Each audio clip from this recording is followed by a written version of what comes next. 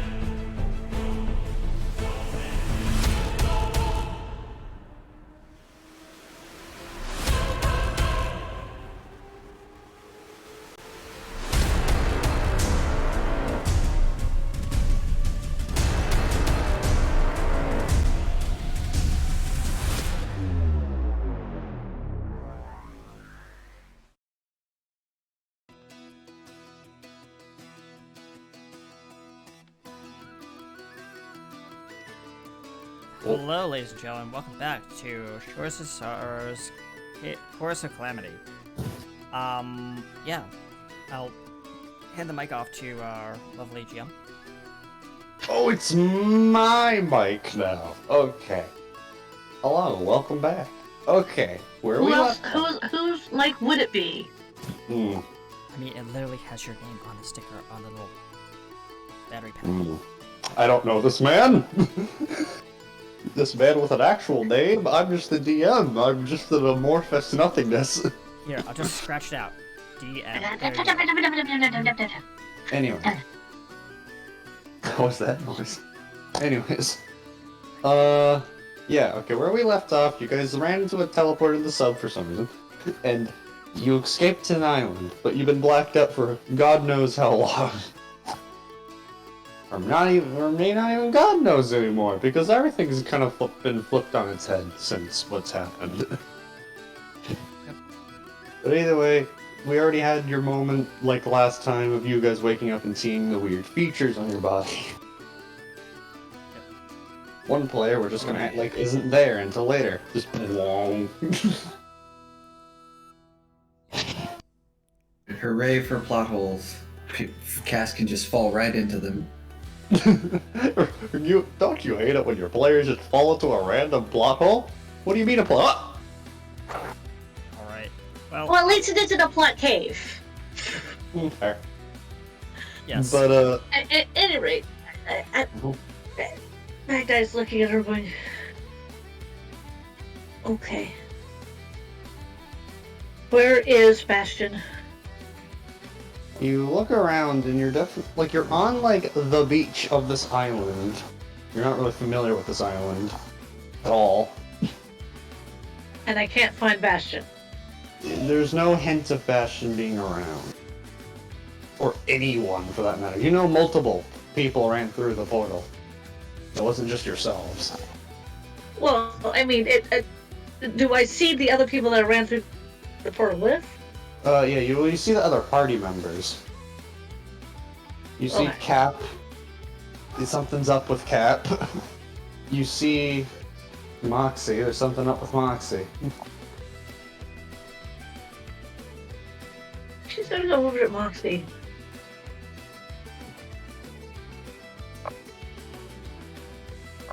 She's just kind of rubbing her stomach a little bit because the hole is closed a little. Yeah. Moxie, do you know what happened to us?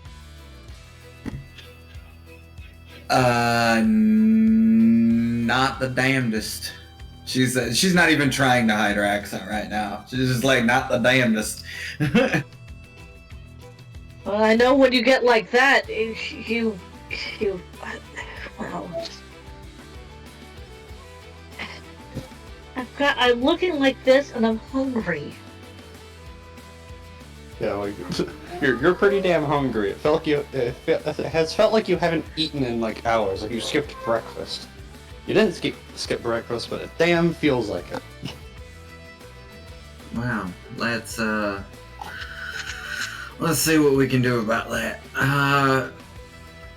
Moxie is going to basically look around for like animal life, I guess.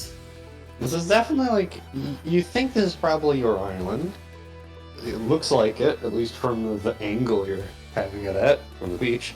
Oh well, if it's our island, if it's the Infernus Island, then she knows where food is.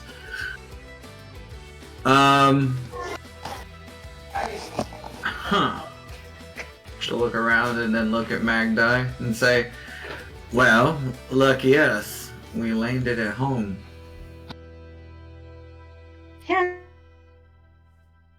But if we landed at home, shouldn't your husband be here and your child? Yes, they should be. Yes, That's indeed. worrying. That is very worrying. Hey, Captain? Captain, Yes, yes. He's still looking at his hands that are like shimmering and doing all the weird His things. funny, glitchy-looking hand. Yep. okay, now that's not normal. And Magni points to the captain. He just puts his hands behind his back. It's like, oh, well, what's normal? Like I he don't looks see a any little. normal. Like his hands look like a little fuzzy. Like to a human, it'd be like static, but you don't know. Well, to a normal person, but you don't know what that is. And there's also these little like boxes of color kind of popping up around his hands as well at random, like flashing in and out. And you of also reality. hear the very, very obscure sound of. It's very quiet though. Like you wouldn't Yeah. notice unless you're listening for it. Yeah. Okay, what in the hell happened to us? I mean, I started life off as a simple fighter joining his crew. Then I find out that I'm a sky priestess, and now this. And she's not hiding her hands. And now this. Her hands are like you guys also notice her teeth. Like Magdi's teeth are a bit sharper than usual. Yep. And there's also a little bit of fur around her like mouth area that has obviously not there anymore. Either. Question: It's Do just you like have her mouth. do you have the digigrade legs yet or no? I get. Her legs look relatively normal. Okay. Yeah, it's. We're I not think that it's. far along. Yeah, Maisie has those. I think anyway. Okay. Yeah. Moxie is going to basically walk into the forest and pop a couple of squirrels and bring them out to Magdi for now. Before she starts leading them to her cave. Oh, yeah. Yep. You just hear a couple very loud sounds going off in the, and then seagulls or birds fly off in the distance. I guess. Okay, I'm just sorry. I'm sitting here. I was awkwardly sitting here quietly. Anyways, well, sitting here muted because my family's talking behind me. But anyways, we're gonna ignore that for now. Not like I have control. It's the living room. But hey, you're guys making way to the cave. Captain is pulled out his machete. As you And- grab your... Yeah. Yeah, he's gonna start trying to bushwhack the underbrush to get through to at least a path. As you grab the machete, the weird, like, stuff with your fizzing, like, hand, your weird staticky hand starts traveling up the sword. Oh, come on, he says. He's like, okay, gives a hack at the environment. Roll. What do Roll I need to for it. roll? Roll me just a basic strength, because you're trying to cut, like, vines and shit out of the way. Strength check. Roll. When your strength is literally a -1. That's an Oh, no. 11. You know what, that's enough. These aren't, like, big, thick vines, they're tiny there. Okay, yeah, just And plants. normal plants. Underbrush. As you cut through, some of the plant pieces that you see that get cut actually get a little glitchy as well as, like, your sword makes contact with them. They stop after a small period of time after being touched, but they do seem to have a moment of, like, Interesting, glitch. It says, and he just continues on, completely ignoring the fact that this new ability is just really weird. It's really, really weird indeed. It's like, come on, guys, I think I found a path somewhere back here. As his voice slowly fades off into the distance. So is there a path to your cave? Moxie nods, and while Wilcombe does what Wilcombe does, she's gonna say, in all fairness, he's going the absolute wrong way. It's this way. And she'll actually lead to a paved path. Yeah, Eventually, the captain makes a like a wrong turn and just gets back onto the path, like a little bit behind them. Oh, I found the path, guys. Good job, Pat. No characters here. to Captain, congratulate. we're really lost without our navigator. That is true. Yes. I wish I had a map, but there's no map of here. Anyone have a map? Hey, Pipsqueak, this is my home. Of course I have a map, she says, and she taps her head. Well then, please lead the way. Miss Scarlet. She nods, and she says, right, come on. Yep. He follows behind, just like, yep, You know what? whacking some bushes along the way as like he's, trying to at least clear a decent path so that nothing overgrown is in our way. You know what, Lexi? I don't think I actually visited you after you got married to your hubby. I'm sorry, what was that? I said, I don't think I actually visited you after you got married to your hubby. No, you didn't. It was quite rude, but I figure you're busy. Oh, Being all priesty. well, I did get the invite for the wedding, and I did try to show up for that, but Bastion kept pulling me in 15 million directions. Yeah, apparently it's very busy to be a sky priestess. Especially when you're trying to, like, Yes. repair your civilization after they kind of died and then didn't die for some... Like, it just went back to not being dead. Well, maybe at some point we can knock a personality into him. That would be nice. Bastion has a bit of a personality over the years. Not much of one, but he definitely has one by this point. The captain He is needs a whistling- better one. The captain Needs is a better whistling a random tune. Of What was course. he whistling? Oh, and by the way, whatever shiny things you see in there, you leave in there. She looks at the gnome The half. or the halfling. There you- Yeah. The captain says, There I've your learned, hoard. I've learned my lesson to respect other people's property. Unless they're willing to give it up, I- he says. Hey. No talking like that. He says, That's what got you. That's what got you the golden arm in the first place. he looks at the golden glitchy arm. Well, yeah. Just the fingertips are glitchy. It's very glitchy. It's really weird looking. It's kind of entrancing every time you look at it. It's kind of hard not to look at it. But yeah, her cave isn't far from the beach. So when they get there, it's she'll activate like a sconce or something that she's enchanted to like burst into flame like a light and ignite all the shiny, like the pile of gold. Let me think. I'm debating what to do here. Give me the DM is thinking. Feel afraid. I wasn't going to like take any of it to spend for herself because it is her husband's, and no, dragons are particular. This is more of a plot thing, I'm thinking. The DM is thinking a plot. Oh god. Quickly, where's my soundboard? There it is.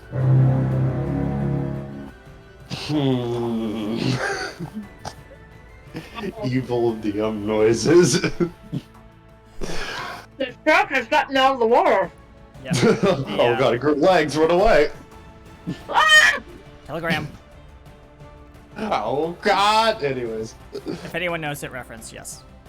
Candygram for Mongo. As you get to the mere entrance, for some reason, I'll just say this much. You're met with a really weird vibe. It's almost concerning. Yeah. She pulls out a weird-looking thing that was where her gun used to be. Oh, of course.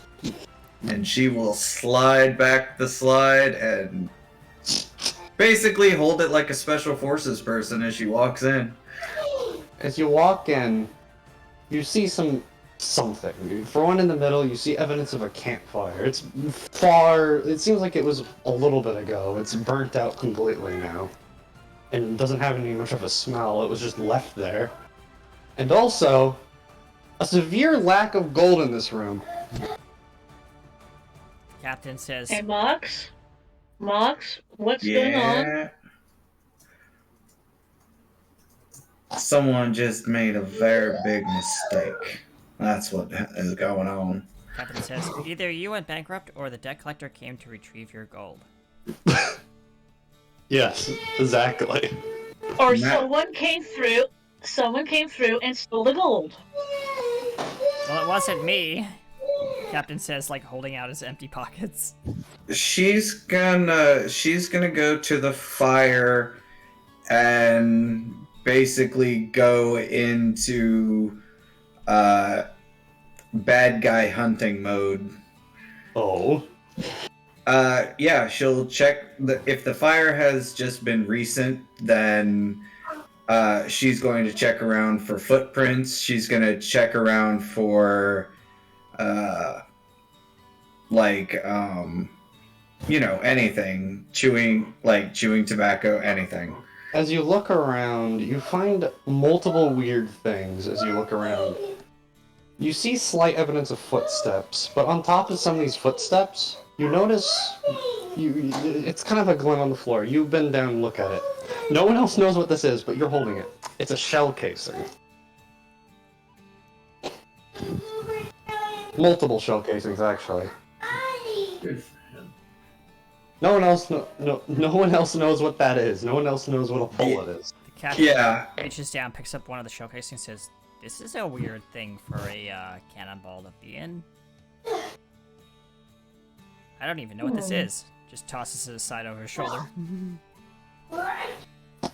Moxie will take the magazine out of her gun, slide out one of the bullets, and toss it at the halfling. What is this? And then we'll slide the magazine back in. He says, "Oh, this is a really tiny cannonball. How does We need to find your child." Yep, we certainly do. And she's... yeah. Captain hands back the tiny little cannonball on. There's more concerning things in this room if you want to look. The captain's like, please. You look around. Yeah. Well, I was gonna say, can I roll an investigation? Yes. Use your eyeballs. You have. I was gonna use survival for tracking. Okay. So. You track. You look. You Captain two will roll investigation, or I can, if you want me to assist, I can. Yeah. I realize investigation is more than just your hands. It's your eyes. It's your Nose, it's your everything. You're investigating with your everything. I got a 12. I got a 22 for survival. That's an 8 Good job. for investigation. You- The captain's you more two concerned don't- about picking up all the shell casings. Okay. The closest thing to you find, Magda, is you're kind of looking on the walls, and you do see little bumps on the wall, but you don't recognize what they are. There's What? these tiny, just little random holes dotted around against the wall of the cave from the entrance. What? Can't you make an inference? Hmm? Did the little holes match up with what Moxie just pulled out of her magazine? And as you kind of look and remember, it definitely similar size, kind of. These holes are a little bigger because what she's got is little pistol ammo, not like full rifle ammo. Not that she knows what a rifle is, but yeah, okay, got it. They're definitely similar, but a little bigger. I say this. Moxie, I don't know how to tell you this, but I think this cave has been riddled full of bullet holes. I mean, the tiny little cannonball things. The captain says as he's rummaging through, like, I guess, just like dirt. In picking some up- of the holes, you do see little flattened things in them. These She's gonna go up to. Yeah, she's gonna go up to one of the little flattened things and try to pry it out. After a little bit of effort, you do manage to, you with your little claw, manage to pull it out. And you're holding it, and like, it looks like nothing, it doesn't look like anything like what's in, like, you know, Moxie's gun, but they're flattened. Like, they hit the wall and just flatten. Yeah, Moxie is going to walk over since Magdi called her attention to it. Caliber? She'd be able to tell even if it's flat. It's definitely from a rifle. I don't remember, I don't know my, like, ammo as well. 7.62. Yeah, about that. Well, it's from like an M1 Grand, but yeah. So it's a 30. It's a 30-aught. Okay. Yeah, it's a 30 you're looking at it, and some of the little flattened boys here, these little ammos, some of them have a little bit of a tinge of red on them. The one that I pulled out, it doesn't have any red on it. No, it doesn't have any. Some have a little bit of red though, and maybe a little bit of what looks like to almost be some flesh on them, like, you know, they scraped by. But it's very old.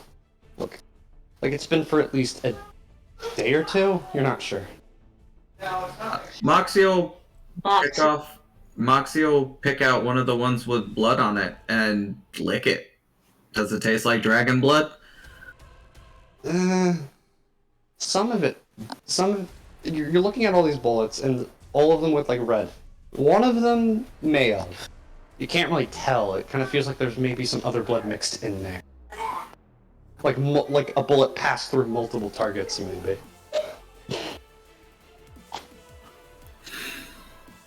She is going to seemingly get very, very, very, very angry. And with her 22 survival roll, she is going to stalk after whoever shot up her cave. With rage in her eyes. You start And that looking guy around. is not that far behind. Of course. You look around and you find light evidence of dragging. Very large dragging. Like, you know, you see some leaves and stuff that are still pushed down in bushes. Like something very heavy was dragged over them. Captain's like still holding like a small handful of these like casings, and he says, "Hey guys, wait up!" Drops the casings, just runs. He says, what are we?" The casings make a very satisfying ping on the floor. Yeah. What are we looking for, by the way? Oh, yeah. He's like, he notices the drag marks, and he says, "From what I assume, either something big was pulled out, or something big moved out of the cave. Could that possibly be your husband, Scarlet?"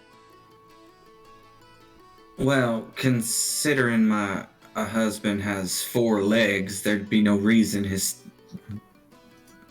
underbelly would be scraping the ground. Oh dear.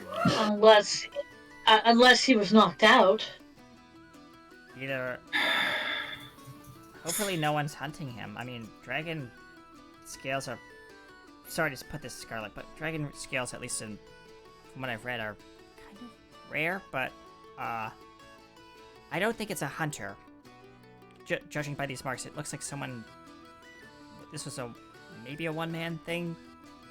I don't think there's much to worry about, but there is concern that maybe a kidnapping occurred. Maybe a kidnapping. Yep.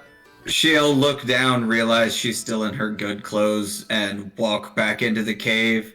She'll take off the pirate jacket and the peacock hat and basically put on a desert ranger outfit, which is, trench coat and cowboy hat, and walk out.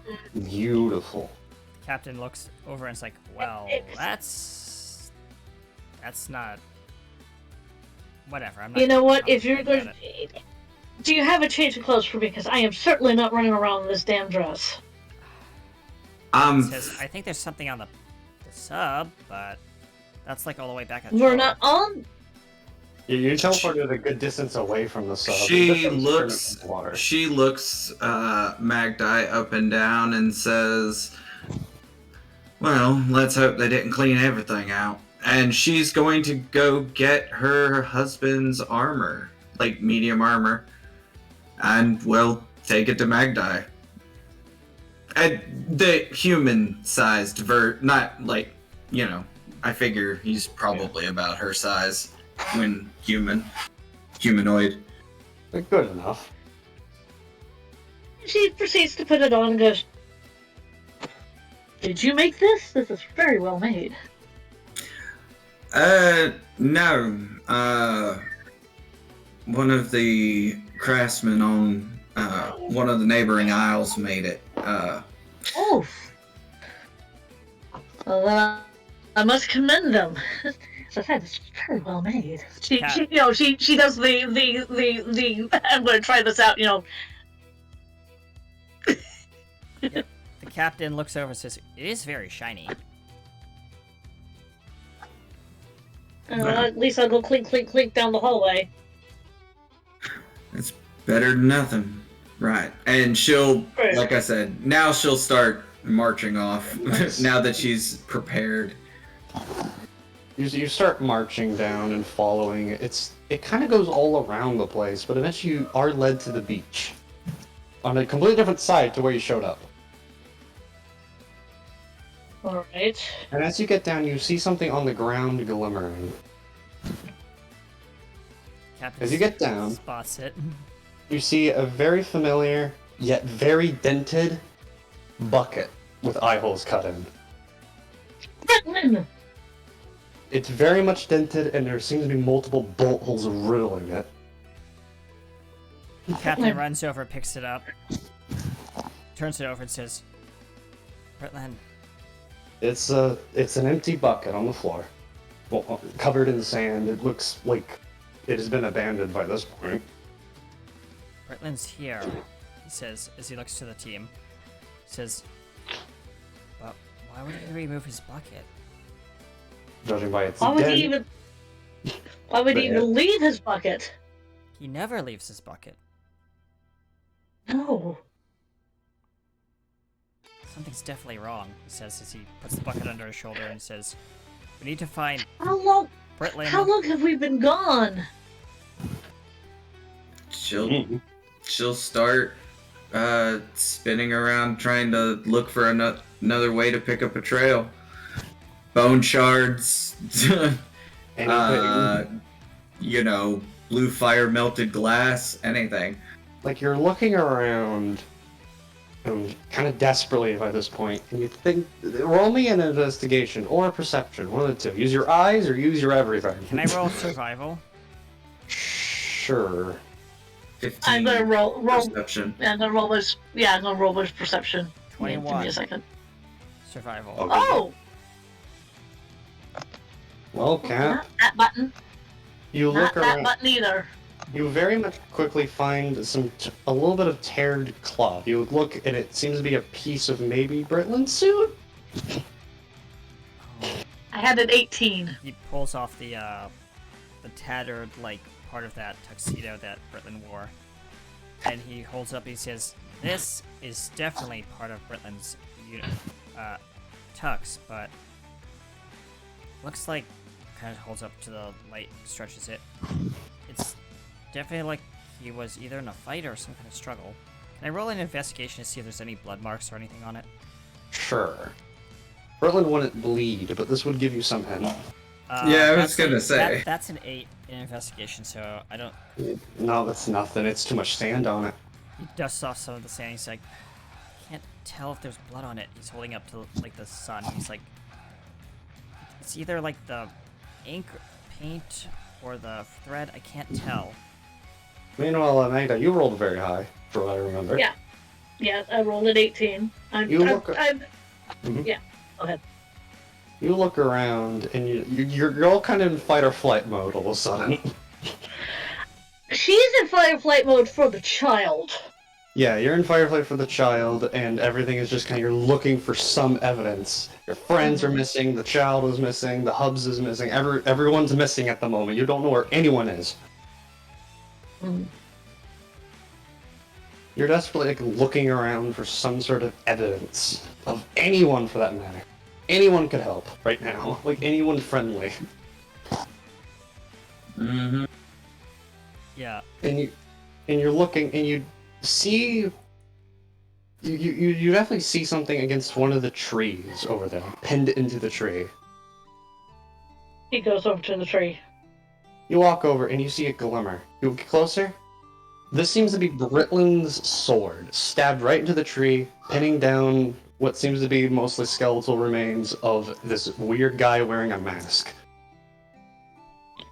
I have Brooklyn's sword. Captain holds up the shard of,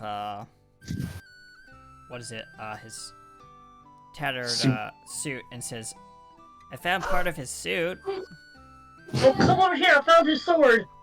Found a Captain sword, pendant to something. Captain goes over and looks at, can I roll an investigation on the sword? See, like... Sure. Alright, give me a moment. Investigation... 10. What are up with these low investigation rolls? Oh no. Well, it's a sword, and at the end of it, it's covered with old dried blood, stabbed right into this body. Judging by the age of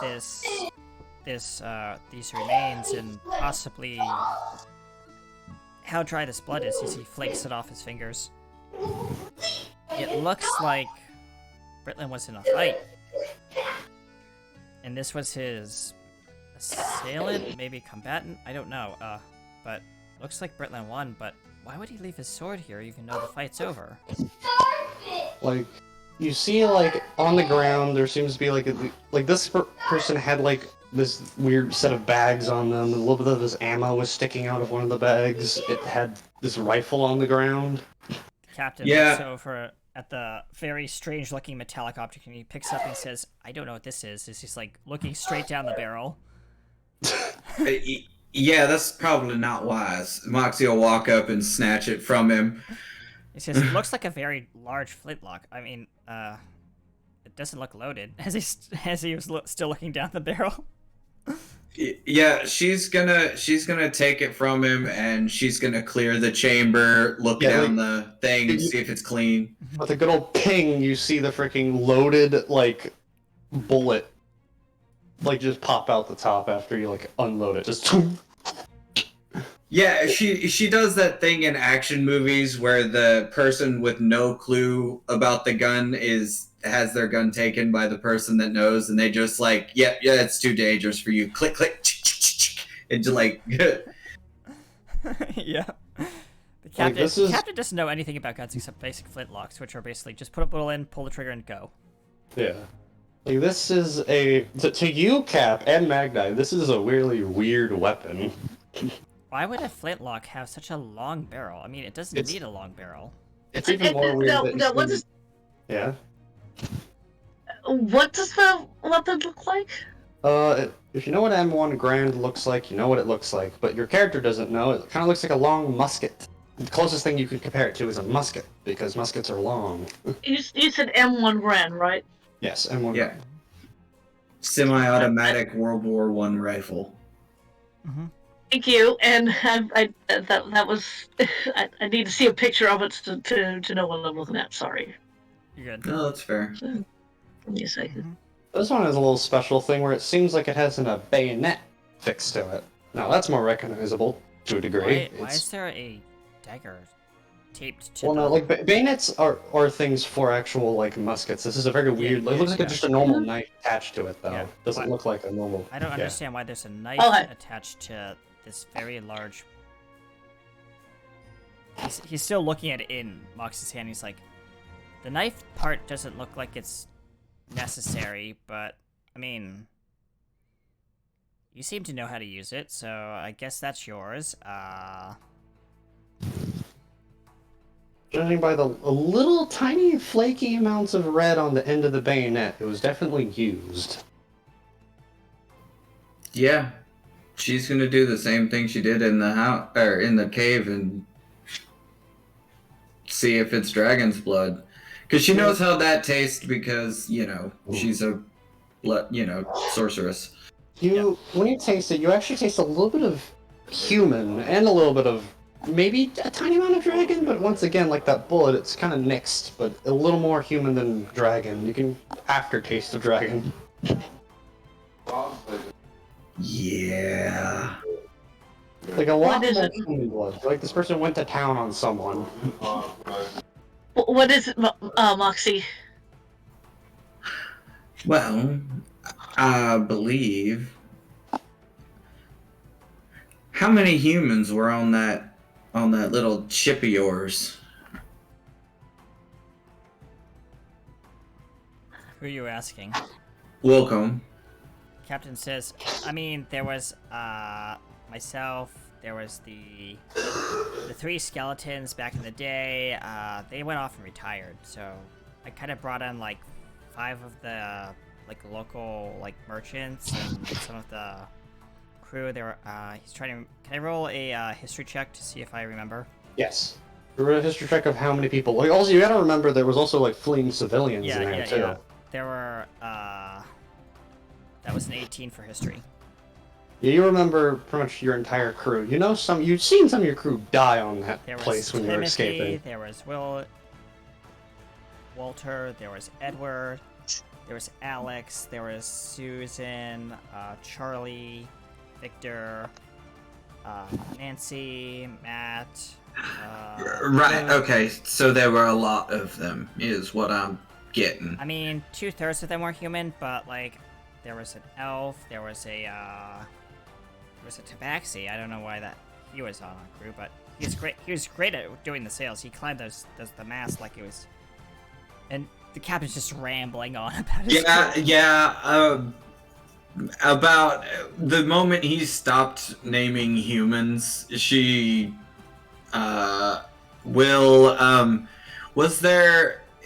is there any blood going in a certain direction or anything still?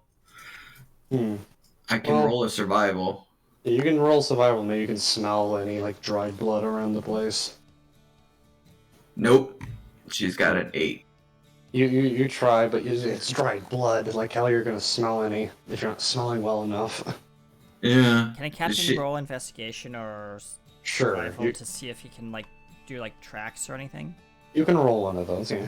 Survival. Isn't this interesting? You have to pick 18. up the remnants. 18. You look around and you notice you notice that the shrubs have been moved aside. Like, you're starting to kind of maybe piece a story together with all these pieces you've seen. Yeah, the captain's like pushing one of these bushes aside over near the next to Like, the it kind of stabbed tree. from the stabbed tree, like the stabbed individual, you see shrubs push aside, like, stab, run. Like maybe being pursued. I don't think this was a kidnapping, guys. I think Britlin's in trouble as he charges through the underbrush and just like starts hacking and slashing with his machete. He's not the only one who's in trouble. I mean, her hubby and child are also in trouble. We need to find them too. Captain's way As too you- far ahead to like hear you. As you eventually get to an opening, and oh my god, the opening. You get to this opening, and you don't like what you see. You see multiple, just bodies everywhere.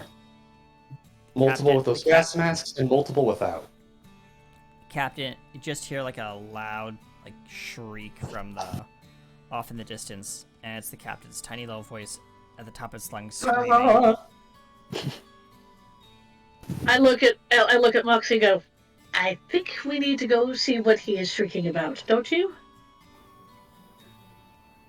I do believe you're right. And I will spend 4 sorcerer points and a spell slot to cast Dimension Door twice, once on Magdi, once on me. Thank you. The captain's like looking into this pit, and then the door just goes. There you are. Welcome. The captain just literally jumps aside, startled by the sudden dimension door. You see what he sees. Bodies everywhere. Multiple human bodies that aren't with those masks, and Captain, you kind of recognize at least 1 or 2 of them. Oh, God. Some of them were one of your best men. This is a burial ground, and Luke? Like, what? they're just left to lay on the ground. Most of them have been left. There's no pit. It's just like a pile. It's just like It's just a flat area. Like it's like the trees have been, or like just it's a clearing of trees, and it looks like a fight happened here. Yeah, Mox. Oh, sorry. Like you see one of the gas mask men that seemed completely burnt to a crisp. Yeah, that's Captain fair. looks over and says, "Well." Hey, Roland. The captain looks over at like one of the bodies, and he's like, he doesn't poke it. 22 minutes. He looks over at it. And he's like, That's Luke. Points to a dead body. That's what looks like James. As you're looking around, Magda, you see something. She has her headphones off. Give it a moment. She has her, yeah. Oh, I didn't notice. I can't see from here. Like, I'm not looking at the screen share. You're good. Anyway. There you go. Like, you look... Oh, Magda, you're there? Yeah, sorry, It's fine, you're fine. Hang on. I'll continue with you two then. But this looked like a bloodbath. Yeah, Moxie's doing the panicked mother thing and is running through the battlefield, looking for a specific set of faces. Like, you're looking panicked all around, trying to see evidence of something. Of, like, any evidence of anyone surviving, at least. Captain would like to roll our investigation while he's doing that, so that he can investigate the bodies and kind of piece together what might have happened over here. Okay. Give him a moment. What the other two people are saying is poor Magda has been pulled into her own mind, horrified by what she's seen. Mm. You're looking at all this, and Magda, I'll say, are you not free? Damn. Never free! Anyways. Does she see anybody that she recognizes in this pit? As you're looking around, you do see something. You see a shimmer. You quickly run over to it. It's an armor plate. A very recognizable armor plate with your people's, like, logo on it. Is it Bastion? It's a Bastion shoulder plate. Oh no! Bastion! And she dives head in and tries to find the rest of Bastion. You're running around desperately. Mm-hmm. You see some of the sand has been blown into different directions that kind of recognize to how Bastion fights usually with the air and stuff. Mm-hmm. You see one of the gas mask the men seemed almost completely cut in half, probably from Bastion's long weapon. Yeah, but Bastion's not here. No, you can't see any evidence that he's here. Well, evidence that he's physically here anymore. She holds on to the Bastion piece that she has, comes back to the group and goes, I don't know where Bastion is. And you see her,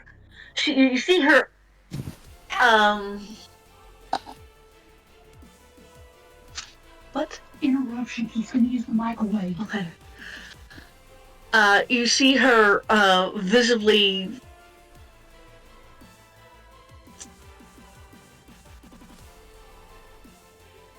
Mm-hmm. Oh, Yep. Oh, no. she dropped. we lost that. Oh, okay. Well, anyways, back to you guys then. The show must go on. Yeah, the captain is going to, You rolled a 16. yeah, he's looking through, like, some of the body parts, picking through pieces of, like, his former comrades. Disgusted face on his look, face on his, look on his face, sorry. As he's, like, trying to, like, be kind of respectful of the grave site, but, like, also, like, trying to look for evidence of, like, what could have happened here. As you look around, you see multiple things. For one, you eventually do see, like, in the ground, there's, like, a charred part on the ground, like something exploded. And you see some people's bodies surrounding it. What? Now, Moxie, you kind of recognize this. It looks like a grenade was thrown. Yep. Yeah, she's going to, in a rage, take her new weapon, not the rifle, the other one, her pistol, and she is going to fire it off 9 times. Into what? Into the air. She is basically beckoning people to show up. Just boom, boom, boom. A very loud Captain, shots. like, takes there. like, covers his ears and, like, ducks down. He's like, That's almost way louder than, like, in Flintlock or anything you're yeah, used to. Scarlet, he shouts at, like, at Moxie. It's like, what in the, and insert random, profanity here. Ooh. What's that? Yep. Looking directly at Moxie as, like, the smoke rises from the muzzle. It's not that much smoke, it's way less smoke than you're used to from a Flintlock. Yeah, but, like, not, like, just the, like, you can see the visible kind of small glowing Yep. tip of the barrel. Yeah. This time she isn't listening to him, and she takes the magazine out, jabs it into her stomach, and in Draconic will shout out, "Come at me."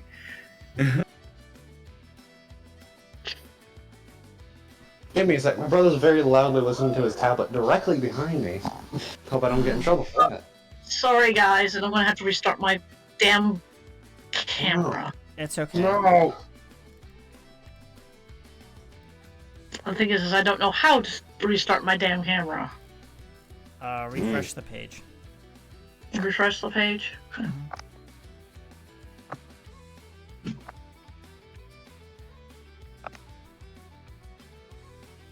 But yeah, Moxie is basically challenging the universe right here, right now. You're like firing rapidly into the air. It's very loud for both people that are next to you. Right. You're more used to it already. But everyone else is kind of overwhelmed by the loud gunfire that you're shooting into the air. Yeah, the captain is kind of, like, wincing every time a shot goes off because he thinks that someone's, like, behind him shooting at something. And for the time that Magdi was out, you just see her form frozen with a little, one of Swirling. those little swirly timer things, like, Little buffering. yeah, buffering. Funny buffering. Yep. But yeah, like, Magna, you wake up back to, like, this just bang, bang, bang, bang! Really loud. Okay, what? I was out for a few minutes and everybody gets delusion of grandeur. She'll take the magazine out of her stomach, put it back in the gun, cock it back. Yes, it's had to be a little goopy, weird noise as you pull the mag out of your stomach. Obviously. Obviously. What? Well, my thought is if there's anyone on the island, they certainly heard that. So you want them to come to us? You're damn right. I am tired of hunting these fools down, she says. And in Draconic and in Infernal, she'll shout out, "You hear me? I ain't afraid of you, And she'll start, yeah. Much like that, yeah. Yep. Yep. As, Let me- as you guys are like doing that, I get what you're doing there. There is a bit of a noise up in the distance, kind of. Not in the distance, but, you know, nearby. Captain Okay. turns, looks, draws his rapier. It's small and barely noticeable, but you see an object kind of sunken in the sand a little bit, sticking out. Captain is going to approach it cautiously, As you look, gently poke it with his. as you look, it's a plaque Oh no. with multiple cracks in it, and it's leaking out black stuff. Alexo picks up the plaque and just like tries to like piece it back together. He's like, no, Alexo, no. It's not in no. pieces, luckily, but it's heavily damaged. You do see one little bullet hole in it. And it's kind of just leaking out this stuff. It's been leaking. It's like in a little puddle of its stuff at the moment. Yeah, the captain's like, Alexo, no. He's like holding the plaque like tight to his chest and just like rocking back and forth. You're smearing this black stuff all over you. Yeah. Uh-huh. He's just like, Alexo is his best friend. Captain, what did you find? You just hear over the shotgun sounds that are echoing throughout the ground. It's not shotguns, but yeah. Well, yeah, whatever. But like the sounds of like the gunshots or whatever, and then as they subside, you just hear very faint sobbing, like deep sobbing of a captain. It's the first time you've ever heard the captain like cry in a public space setting. And you just see him rocking back and forth, holding this, whatever this object is, in his arms.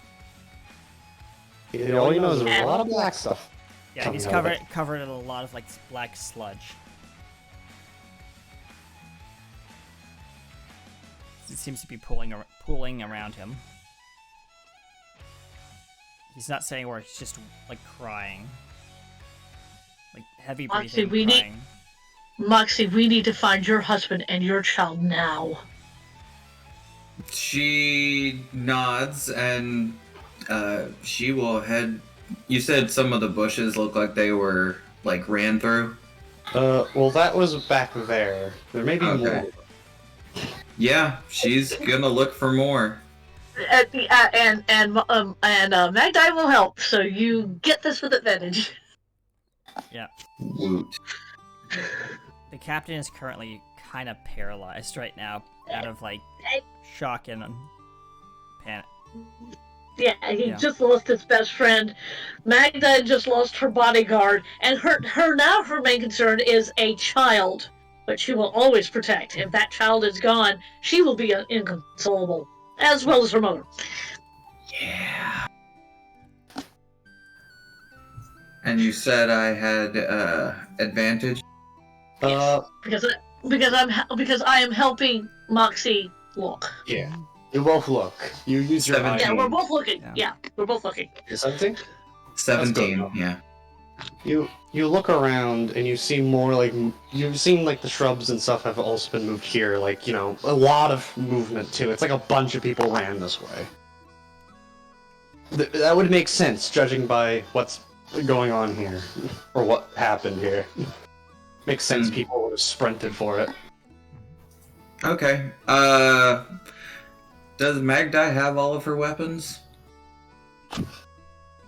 Does actually. She still has her short sword, and she has her longbow, and she still has the pistol that Noxie originally gave her. As you Cool. guys- As they run, Moxie is going to try and develop in herself flintlock ammunition. Yay. It takes a hot time. It takes like maybe almost a minute, but you do eventually just, you know, you pull out of your stomach like a little sack of like ammunitions. Yeah, they're probably like the cartridges that come pre-mixed with the right amount of powder and stuff. Yeah, just a small like bag of them. Yep. You She'll produce it. It's a little gross for Magda to see it happen. Just you just stick it to your stomach and pull it out. So, Actually, no, that doesn't gross Magdi out at all. of course. Also, Magda, your hunger's slightly growing. Yep. You can still try to ignore it, though. Uh-huh. Captain is still like rocking back and forth, left like in this pool of goop, just rocking back and forth. He is immobilized right now and like just his own internal struggle. Can I roll a what would be like a chaos check? I know you didn't have this plan, but like he wants to The use some chaos- kind of rage. Chaos ability. checks, well, any type of corruption, it's basically, you mostly usually auto-succeeds, but you will build your corruption doing it. Yeah. So you could, like, either do 1 point to just roll, 2 points to do it with advantage, and 3 points to auto-succeed. Okay. But that would mean you went from 0 to 3 out of 5 before, like, pushing it over the envelope. Yeah. He's gonna.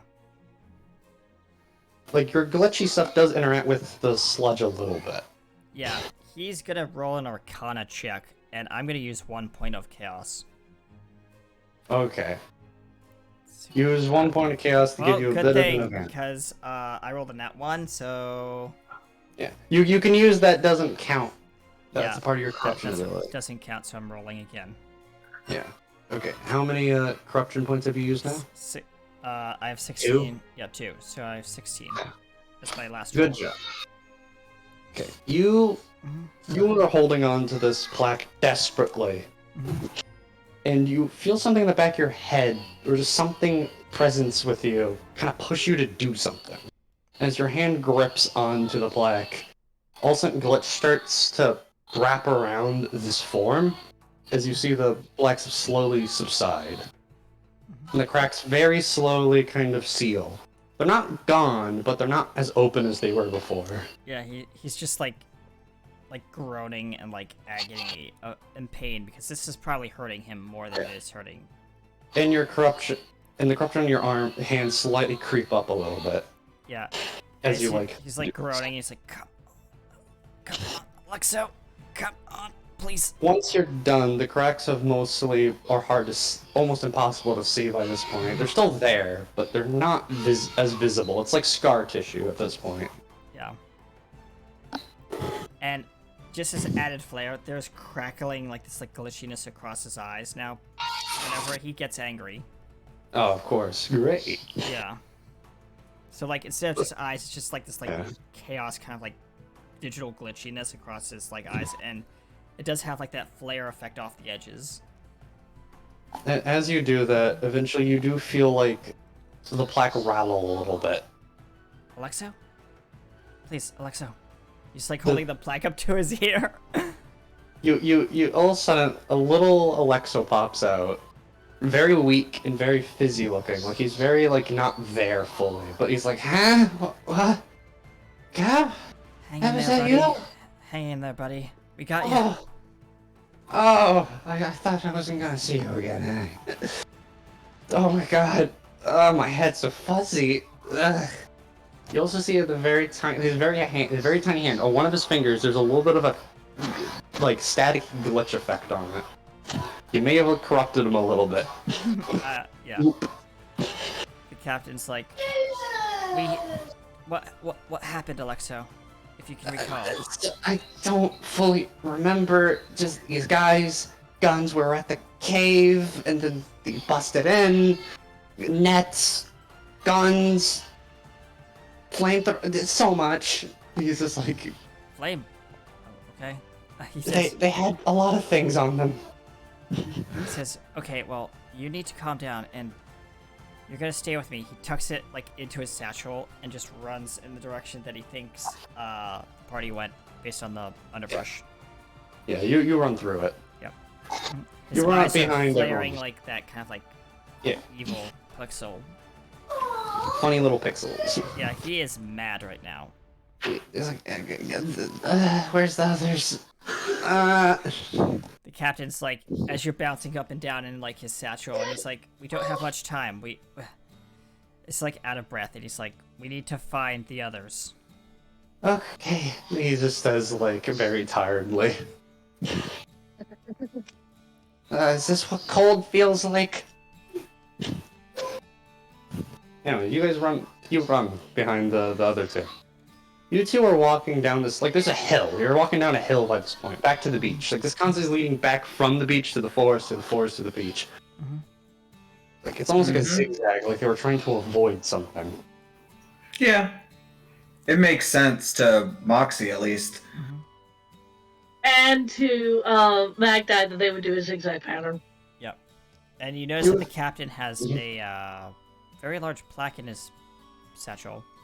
Yeah, and you hear a very quiet, "Guys, is that you?"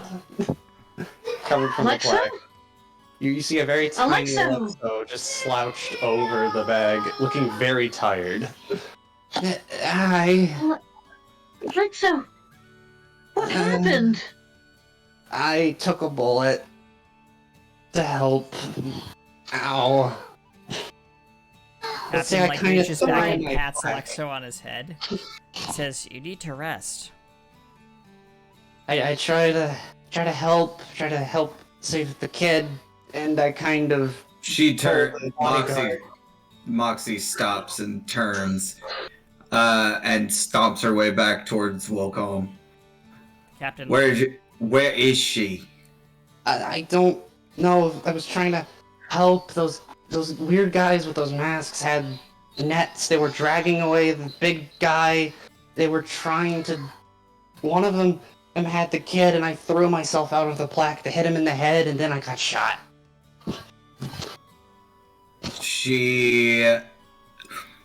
So this is what she's going to do. Uh-oh. Using at this point, I would think that the rage in her own corruption is starting to peak. Yeah, like if you get mad enough, I will give you a corruption point. Like you will go up a corruption a little bit. Excellent. But Yeah, she's gonna pinpoint those if there are any of those gas mask guys on the island, you use a like very radar. special thing that pretty much all corruptions will have, and that is corruption sense. You start doing it. You close your eyes for a second, and you open them to kind of like pinpoint corruption. And you, very in the far distance, you see three figures standing, and you just see their shapes, but they look like they're holding something. They're gathered around something. It's probably small, but you don't know what they're gathered around. You also What do see you see, two or Moxie? three more standing on like a surface of something, maybe a boat. Yeah. What do you all you get from her is the words "locked on," and then she goes after them. Wow. And Magda is not that far behind her. Wait, over going this way? Okay. Captain says, "Hold on, wait up." It just shoves Alexo's plaque deeper into his packet Ah! so that it doesn't get, like fall out or anything like that. And he's like, "Come on, we gotta go." Yes. It just falls behind. You're running along. But Magda, you see something kind of glance by as you're running. What is it? You see what looks like you hear like little like noises, like a and as you're running by, you also hear a very familiar voice. Get back. I said get back. You hear that as you're running by. Bastion! She stops. If the captain is running behind her, she stops so short that he runs into her back. Ow. Ow, what was that? She turns around. Where's the voice coming from? It's coming from the deeper part of the forest. You're running along the forest because you're at the beach. It's like to your left. Captain's like, "Why did she stop?" Captain, continue following Moxie. If she needs help, go help her. I'm going to go find Bastion. And she runs into the woods. Captain's like looking like but looking in one direction, looking in the other, looking in one direction, looking in the other. It's like, Go follow Moxie! yes. Like, It's like- and then you shout back, and that's an order. Yeah, and that's an order. Yep. And then the captain's like, well, okay, and just charges after Moxie. You start running into the forest, and you hear these sounds getting louder, and you get over like a little like hillish thing, and you see that near like a cliff, you see Bastion with one arm holding his weapon that's supposed to be two-armed, but he only has one arm, and like it's completely torn off his other arm. And he's backing up, fending off these weird creature things. Like they're crawling on all fours and they're approaching him. You leave him alone! And that's an order! And he runs right into them. The two creatures quickly like look over to you. And with your very mild corruption sense that you don't have to use anything for, you could tell these are corruption of hunger creatures. Because they both Mine! Corruption. Two of them quickly sharply turn towards you, and Bastion goes, "Magd died." He says, well, like, kind of limping a little bit. You too! Bastion does get an opportunity of attack on these things, because they turned away from him. Yep. He quickly, like, brings up his weapon and stabs down into one of them, pinning them to the ground. Just a... The other one quickly turns and starts backing up like an animal. You! Looking at the corruption. You are the corruption of hunger, are you not? It responds in like this, like, you know, it's a very it looks like it almost has a human shape to it, but looks like a human that's, you know, on all fours and with longer limbs. Do you have a picture? Well, yeah, the closest thing to a picture I have is what these are based off, and that's my old monster design. I can pull it out. Don't worry about it. What she's going to do to it, you won't need the picture for very long. You see many of She these walks things. up. Yeah. Yes. She walks up to it. She picks it up by the throat.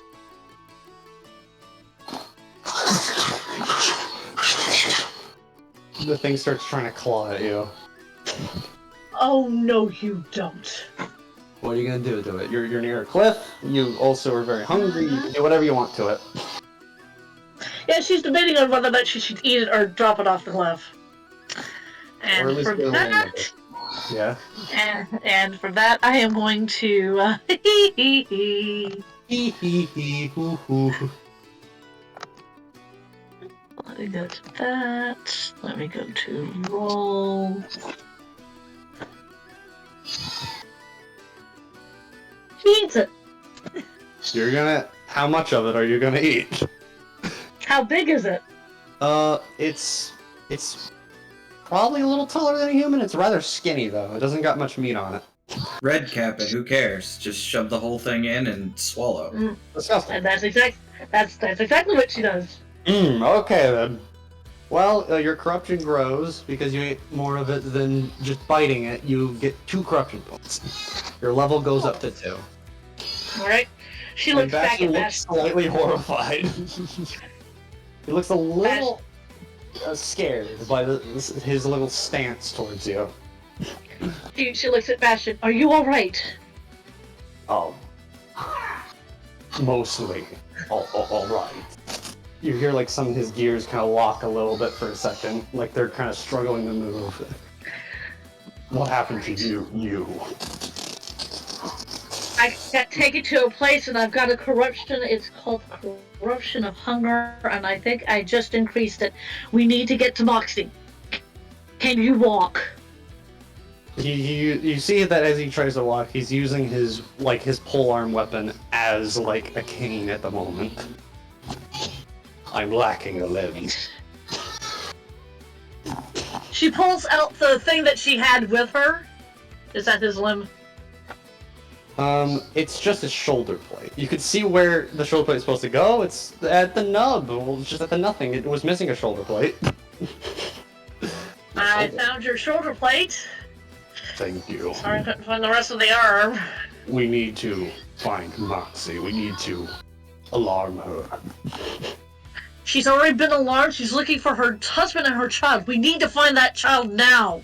And we're on a cliff. Yes, a cliff. The child. He says really concerned. Like he's like trying to tell you something, but he's struggling to. What? What's wrong with the child? The child. Something.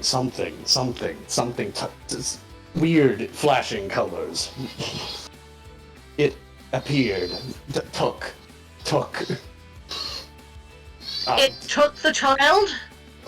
It killed those masked men and took child. Who took the child? I don't know. It was flashing and did not look real. I was thinking my visual senses were malfunctioning. He looks over the cliff. Is that where Moxie is going? Roughly. It's more near the beach side, or like a little alcove, like where the island encaves in. How far from the bottom of the cliff to where Moxie is? How far is that? It's in Bastion gliding distance. I look at Bastion. Ready for some gliding? Be careful, I lack an arm, but sure. He says, well, grabbing you with his one existing arm, opening his weapon away, and his wings deploy. And he takes off. You can kind of see a light, you see from above the three men in this weird armored boat. It's small, but it's a boat with a ramp in the front. She is going to, when I tell you now, drop me, because she wants to drop in front of the men. Obliged.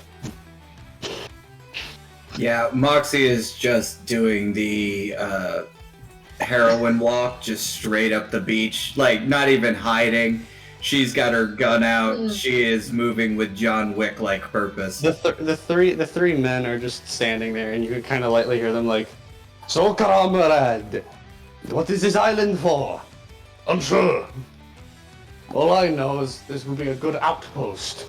"Ah, yes. How close am I to the three men? You get very close Already? to being like, where you want to be. Okay. Yeah, Moxie is, when she gets within earshot, is going to shout out. Basically, you pricks have come to the wrong island. This is my island. You leave. One of them turns. The hell? And then I think that's about the time I get dropped from Bastion. I would listen to her if I were you. Like he lets go of you. You drop like a really badass drop. Like whee. Can I roll my athletics? Yes, you can. Thank you. Oh! 27! I rolled a natural 19. You land perfectly, and one of them goes up. Oh, in a perfect hero pose. The one that said Zihel looks and goes, "Ambush!" It says we'll quickly trying to scatter to grab its gun that actually wasn't in hand. Yeah. He comes up to the closest one, takes out her short sword, and brings it up to one of the three, like across his throat. I wouldn't if I were you. You're doing this to the one that was grabbing their weapon? Yes I am. All right. No reason to get crazy now. Mox, do you see the other two? The two others are in a defensive stance, and one of them looks up to the boat, and you see like two others kind of panicking inside. Yeah, that's where Moxie is going to cast haste on herself.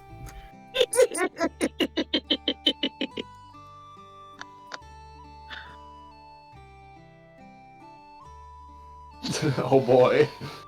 Oh no. One of them goes, no reason to get hasty. 24 to hit. Oh no. Okay, which one of the three are you gonna hit? There's One of the two that are in the defensive stance, because Magdai has the other one. Yeah. But she has number 3 pinned down. A 1 or 2? The first shot goes to 1. Because like 2 is nearby the boat, and 1 is the furthest away from the boat, but closer to you. Yeah, she'll go 1 first. Okay, you're gonna shoot him. That's 12 damage. Bang! You nail their head. Second shot, The second goes, Comrade! He quickly loads his gun. 18 to hit. What? 18 to hit. 18? Yeah, you hit him. You'll learn these guys don't have very much health. They're not meant to have very much health. 12. You hit his head. Cool. Spending an action point, she's gonna aim for see if she can get one of the ones inside for a third shot. You see one scrambling at the controls, and you see another one scrambling to somewhere else on the boat. Not her big boat. She's gonna get to the one that's scrambling somewhere else. Yeah. You also recognize what this is. This is what you think may be called a landing ship. Yep. 22 to hit that guy. That guy, just the second he's over like a window, you fire. And you fire right like when he like aligns with the bullet running past the window. 11 damage to that guy. You hit him, and how much damage? 11. You hit him, and you hear him go and fall over the boat, and you hear a splash. Yep. She will then use her hasted movement to bolt behind the guy that's headed to the control room and put her pistol to his head. This is like a small bow. It's not that hard. You get behind him, and he feels like the gun get up behind it, and he quickly raises his hand. I surrender! I surrender! We don't need harm now. I'm just trying random like impressions as I go here, but yeah. Is this the one that I've stopped? No, the one you have has a German accent. But, Okay. like the one that you have held at gunpoint, he puts his hands up and goes, "I'm not supposed to do this, but I surrender! Hey, I'm surrendering!" Huh. Good. Who are you and what are you doing on this island? Well, we were here because we had these good stuff here, and good outpost, good location. It's simple. Where's the girl? The one at the controls goes, "This girl? Yes. What do you mean, girl?" The child that was on this island? Oh, the girl in the intelligence that we heard. That... It doesn't matter, does it? Yes, it does. That is. She cocks the hammer This back. woman is her mother. That's what I'm trying to say. This fine woman is her mother. The one at the controls like goes, okay. Hey, we don't know, okay? It's stolen. One of the others did it. How are we supposed to know? Yeah. We had nothing to do with it. Nothing at all. Wrong answer. Okay, you shot my cub. Okay. Like the one goes, okay, I see that this is a little tense. Intense. You don't know the half of it. Okay. The big... I had nothing to do with it. I just came... We just came here on landing ship. This is going to more Russian than German. He's panicking. He's panicking. Yeah, the captain is going to arrive on the scene and basically Bastion comes out of nowhere with his one arm and... Yeah. Wet. And I look, not even looking at Bastion, I found Bastion. Bastion looks over and sees the cap, and Bastion quickly stops. seeing like the flashing colors and stuff on him. Cap. Captain just like completely like one of those like storming mob like droids, or not droids, but you know, like basically like a miniature version of like a Hulk, just like walking straight towards this drop like landing craft, and he just is there another guy who just was like down, right? There's one more guy. He's at gunpoint. He's like, he was sitting down. He wasn't ready for like to get his gun, so his gun's like to his side, but it's just far enough. He just goes up and kicks it off further away from the guy. I wasn't going to use it, friends. Why would I use it? Captain just turns like that like evil like turn. Looks at him and you can see like he can see like the particle matter. Hello, Chaos. He says very nervously, waving. And he says, I see that you were affected by corruption. It's very nice, isn't it? Not. The captain's just gonna like take his like not even like an armed or like a weapon in his hand. He's just gonna reach into this guy's chest, rip out his heart. Oh, you can't do that. You're not the right corruption for that. You're the chaos corruption. You're not the right. No. Like he's gonna reach like digitally into his like. You don't have that ability. You don't have no clip. That is an ability you can get, but you haven't unlocked that. Okay, not yet. I didn't know. Yeah. Okay. So he's just gonna like look into his eyes and then just like. You're not corrupt enough. He's gonna stare into his soul. Yes. And be like, "You will do my bidding. I'd like to use another corruption point." To make this NPC ours. Okay, well, you may have if you just talked to him, but okay. Another corruption. You're at 3 now. 3 of 5. Yep. Okay. I'm gonna count this as a slight succeed, but you do hear something in your head's going, not our corruption, not like I can do much. You hear something digitally, like something really staticky saying in your head. Yeah. You're not this like is it's gonna when the happen. captain is gonna say something funny. Like you're gonna have to roll for it to actually work on a corruption that is not your own. Yeah, hold on. In all fairness. Wait a minute, is this the one that I'm holding at gunpoint, or is this a different one? No, this is the one you're holding at gunpoint. You can't Okay. move. This is the only one. This is number 3. You killed number 4, 2, and 1. 3 is the only one left. Yeah, and the captain's just like right now, like completely like he is going to things up. Oh, no. Can Moxie tell what's happening with the other guy? Well, you can hear him. Again, it's not a big ship. You can hear him from here. Well, I meant corruption to corruption, because these are hers corruption. Yeah. You know this guy's stressed, but that's obvious. That's less corruption-wise. Yeah. The captain has like this like deadly like look in his eye as he's like trying to like take over the mind of this guy.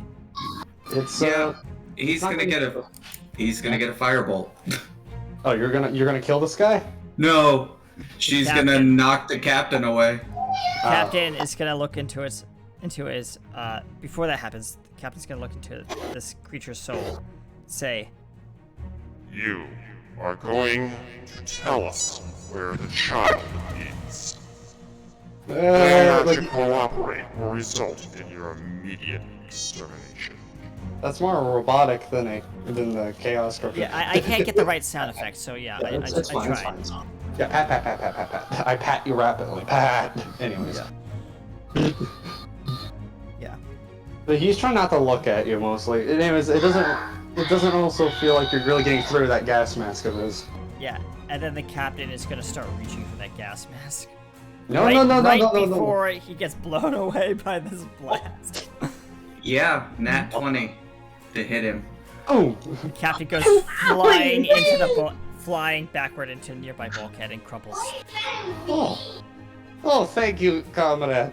That was getting a little scared there. Comrade, I still have you at gunpoint, although I'm not going to do what he did. He's not going to do anything. Are you? She says, and her eyes will flash red as she exerts her own corruption. Okay, you'll get another corruption point, but this will be more successful for that he is your corruption.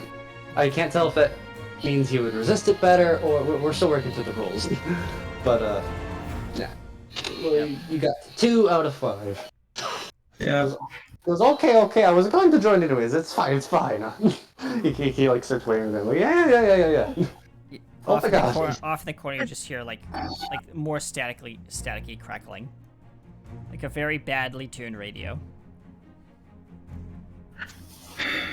Really angry, aren't you? I didn't know anything about displays. It's fine. Where I have another question. Yes. Where is my gold? She says. That was probably in the main ship, but we had nothing about that. We left the main ship, yes, but like we were sent Good. to an outpost. Good. You're gonna take us there now, she says, pointing to the control room with his dead friend. I don't know how to control this. I'm just a humble footman.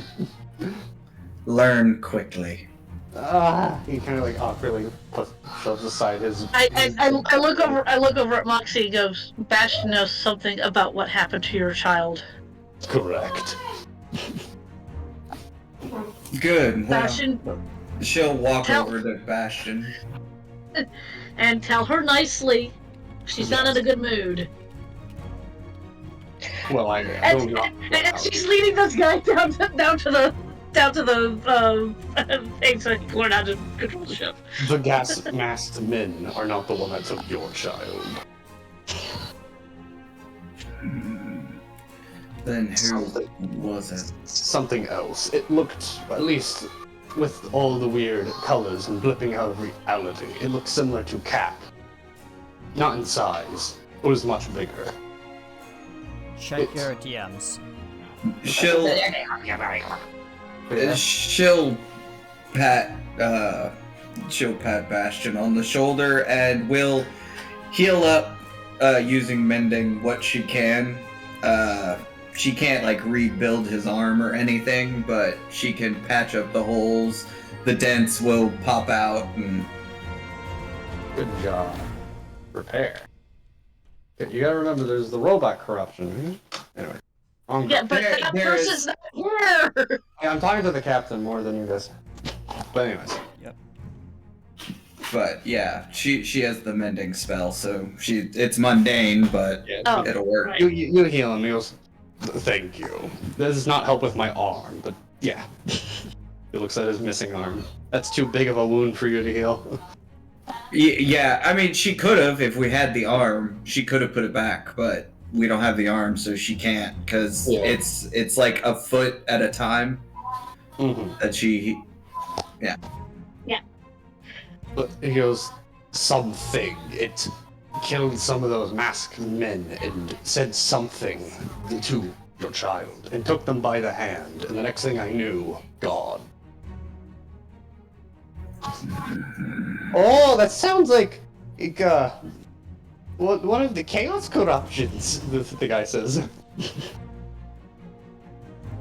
I turn to the guy and go, what year is it? It's been about maybe 1 year since we got here. It's been a year. Maybe about so. He says like a yay with it, like a with his hand. Maybe a few months, but close enough to a year. She looks at Moxie and Cap and go, Captain's getting himself up off the floor. we've been gone for almost a year. Very long time. Touch you. We need to find our people. I mean, I found Bastion and he's found Lexo, but you need to find your husband and your child. To be honest, you guys were gone for so long, I think we thought you kind of died. Rhett and Britlin didn't want to think about it, but you know, not Rhett, but you hear like Alexo very weakly say, Where's Britlin? Those guys were really intense. They knocked Britlin's bucket off. He had abandoned his sword. I don't know, really. I kind of got shot by the time that he ran off. Well, we found his bucket and we found his sword. Oh. Oh no. Yes, Bristlin. I was fighting with him. And? Well, we were working together. Yeah? That's when those weird flesh creatures came out of nowhere. A weird tendril came out of nowhere and dragged him off. Oh no. He did not have his sword, and I tried to throw him mine. But he couldn't get it in time before he was dragged into a hole. Into a hole? Yes. Mox, I think this world has gotten even more strange than when we left it. Well, the good thing about it is war never changes, she says. That's true! Shut up. Okay. And she will, while the guy is learning how to slip into his new role as chauffeur bitch, she is going to go find a table and she is going to start modifying that new rifle. Yay! Modify. Yep. She is going to modify it, and she is also going to start on a yeah, she's gonna start on also making napalm. Oh no. No, wait a minute, that was not what we want, sorry. Alexa goes, what about, where did Rhett go? Rhett? You don't remember about what happened to Rhett? Not fully. Not at all. Those gas mask men took him as well.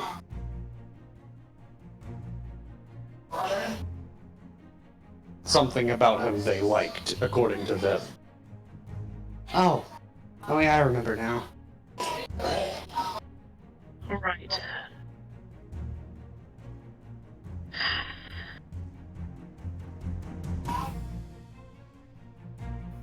Technically, she can make something napalm-like. Yeah, Well, you okay, don't fair You enough, don't have a, fair you enough. don't have a thrower, nor the napalm required. Well, to be fair, technically what she is making is Greek fire, and all she needs for that is a light source, a couple of minerals, a clay pot, and Mm-hmm. Oh, that's fair. That makes sense. But It makes sense. Mhm. Magdi will go over to where the captain is. Captain? Captain's a bit more glitchy Right. than he was.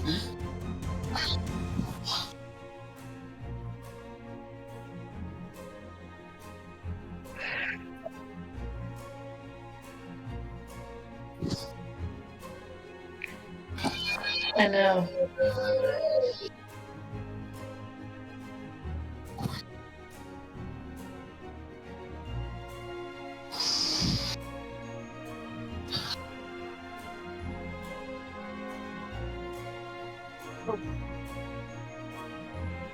These corruptions. I mean, when I was helping Bastion, the two things that were attacking Bastion, I had the choice of either throwing it off the cliff or eating it, and I chose Oh, it was eating it. terrifying. I am scarred forever. Yeah, the captain says, I think these corruptions may be... Some may be good, some may be bad, but... If we lean into them, I think we can become stronger, but we may lose a little bit of ourselves in the process. Beware of this. Well, be glad that I'm not going to try to eat you, Bastion. The Oh. The captain shudders at the thought of like being eaten alive. Bastion kind of shimmies away a little bit. Shimmy. Yeah. But I have somehow got the corruption of hunger. I'm hungry all the time. It appears that Moxie has the corruption of guns or warfare or something. It is war, And the guy says over there. And it appears that our captain has the corruption of Chaos. The guy says over there. The captain looks up over her shoulder and says, "We weren't asking you, but thank you." Well, I'm the one that knows. Yes, please, So what do please you concentrate on the sea ahead. Ow. And she looks over at this particular dude and goes, "What do you know about these corruptions?" Well, like the rest of us, we kind of just came out of the big cracks after the music, and we kind of did our thing, really. So are you here to help us or to harm us? It's depending of what's happening. Depending on what. We want territory, and we like conflict to some degree. Well, not me. I like more looking around and maybe researching. I'm more of a hit in the back with a book kind of guy. You don't like conflict. Yeah. A little bit of a black sheep of the others, but you know, that's why I have a different role, a little sticker on my shoulder. She narrows her eyes. If you continue to help us, we will not harm you. Is that a deal? Is that a deal? I would take that, yes, but I would not go to our main ship. I don't even know where it is by this point. It probably drove off. He says, well, like, trying to, like, learn the controls, like, he's, like, playing with the little buttons and throttle. Hold on, I think we might have a way to fix that. Alexo? Yeah. Oh, good. Do you think we could attach your plaque to this ship? Usually, I can handle all sorts of sizes, but, I've been, like, in that, like, little, like, hole for, like, at least a few days, or what felt like weeks. The captain slowly pulls out the plaque, with Alexo sitting on it. And he I'm, like, says, very busy, to be honest. Am I supposed to be... Was I supposed to leak out that much stuff out of me? Ugh. Is there a way that we can fix you? I think I just need to lay down for a little bit. He lays down on his plaque and, like, lays on it like a bed. Captain sets the Alright. plaque down on the table next to where Moxie is working.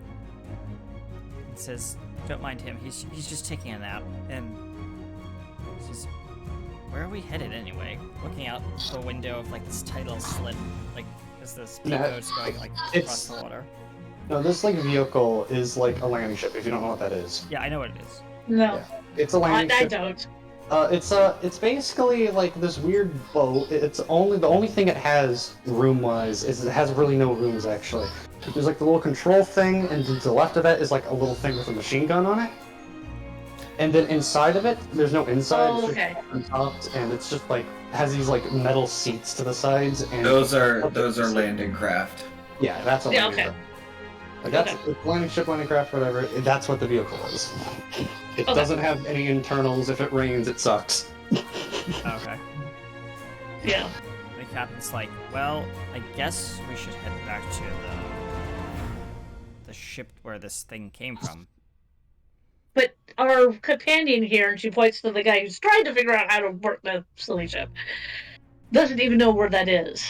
And I think we've killed all of his companions that might know where that is. Yeah, you definitely killed at least the closest thing to a commander we had with us. The captain Shit. looks over at the commander, his corpse. Moxie stands up annoyed and will, if this is something akin to a landing craft, she's gonna walk over to where the like the radar is or whatever, Mhm. and say Ping. it's gonna have the most unique signal out there. start moving. Well, okay, that is good, but here's the thing. They could probably blow us out the water, and if they realize I'm working with you guys, they're going to blow my head off. They will not blow your head off, not while we are around. Okay, let's find it then, he says we're looking at the radar. Okay. No. Okay, that probably is it. The big dot he pokes at the big dot. It's not too far away, it's not as slow, we can probably catch up with it. Good. The music, the thing that you guys came after. Oh yes, well, a lot of people call it a lot of things. Lullaby, music, it doesn't matter. This is almost like freaking Dr. Doof from fucking... Doofenshmirtz. Yeah, I'm fine with it. Yes! It's very close to that. Yeah. Sorry. You should be that far away. So, the music that you follow, do you always follow the music? Kind of, yeah, actually. We kind of follow it, and it's almost like a game by this point. We go to a world, we see who can capture the world fully, and then it goes to the next one. Goes to the next one. Yeah, you don't know how many worlds we've actually done this to. Well, not me, I'm kind of new to be honest, but like... I knew this, I was told it. Oh, the war between you and the music? Well, not us and the music, us and each other, like, all the corruptions. The corruption So the of music- hunger, the corruption of progress, the corruption of chaos, you get the idea. They're using our world as a battlefield. Kind She of. says. Does that mean that we, and she points to herself, Moxie, and the captain, are going to be on opposite sides? We can't work together? Well, if your corruptions go high enough, yes. You're actually very weird. Most people, when they get corrupted, almost immediately convert. It's very weird that you folk have not seemingly fully converted yet. Then looks down at her hands. Have they changed since she's eaten Well, because you did build up your corruption, it's a little more intense. Your nails have gotten a little more claw-like, just by a tad, and the flesh has kind of overtaken a little more of your hair. Like, less hair and more flesh. Just a little. I was gonna say Moxie's is probably it's probably like her hands are slowly becoming gunmetal or something. Either that or more like gloves. Or both. Both. Okay. Well, that should teach us something. I don't want us to not help each other here. Concerning. It's also rather interesting your metal friend over there hasn't been picked up from the progress. The progress corruption loves anything like them. Gesturing to Bastion. Rather lucky, I would say.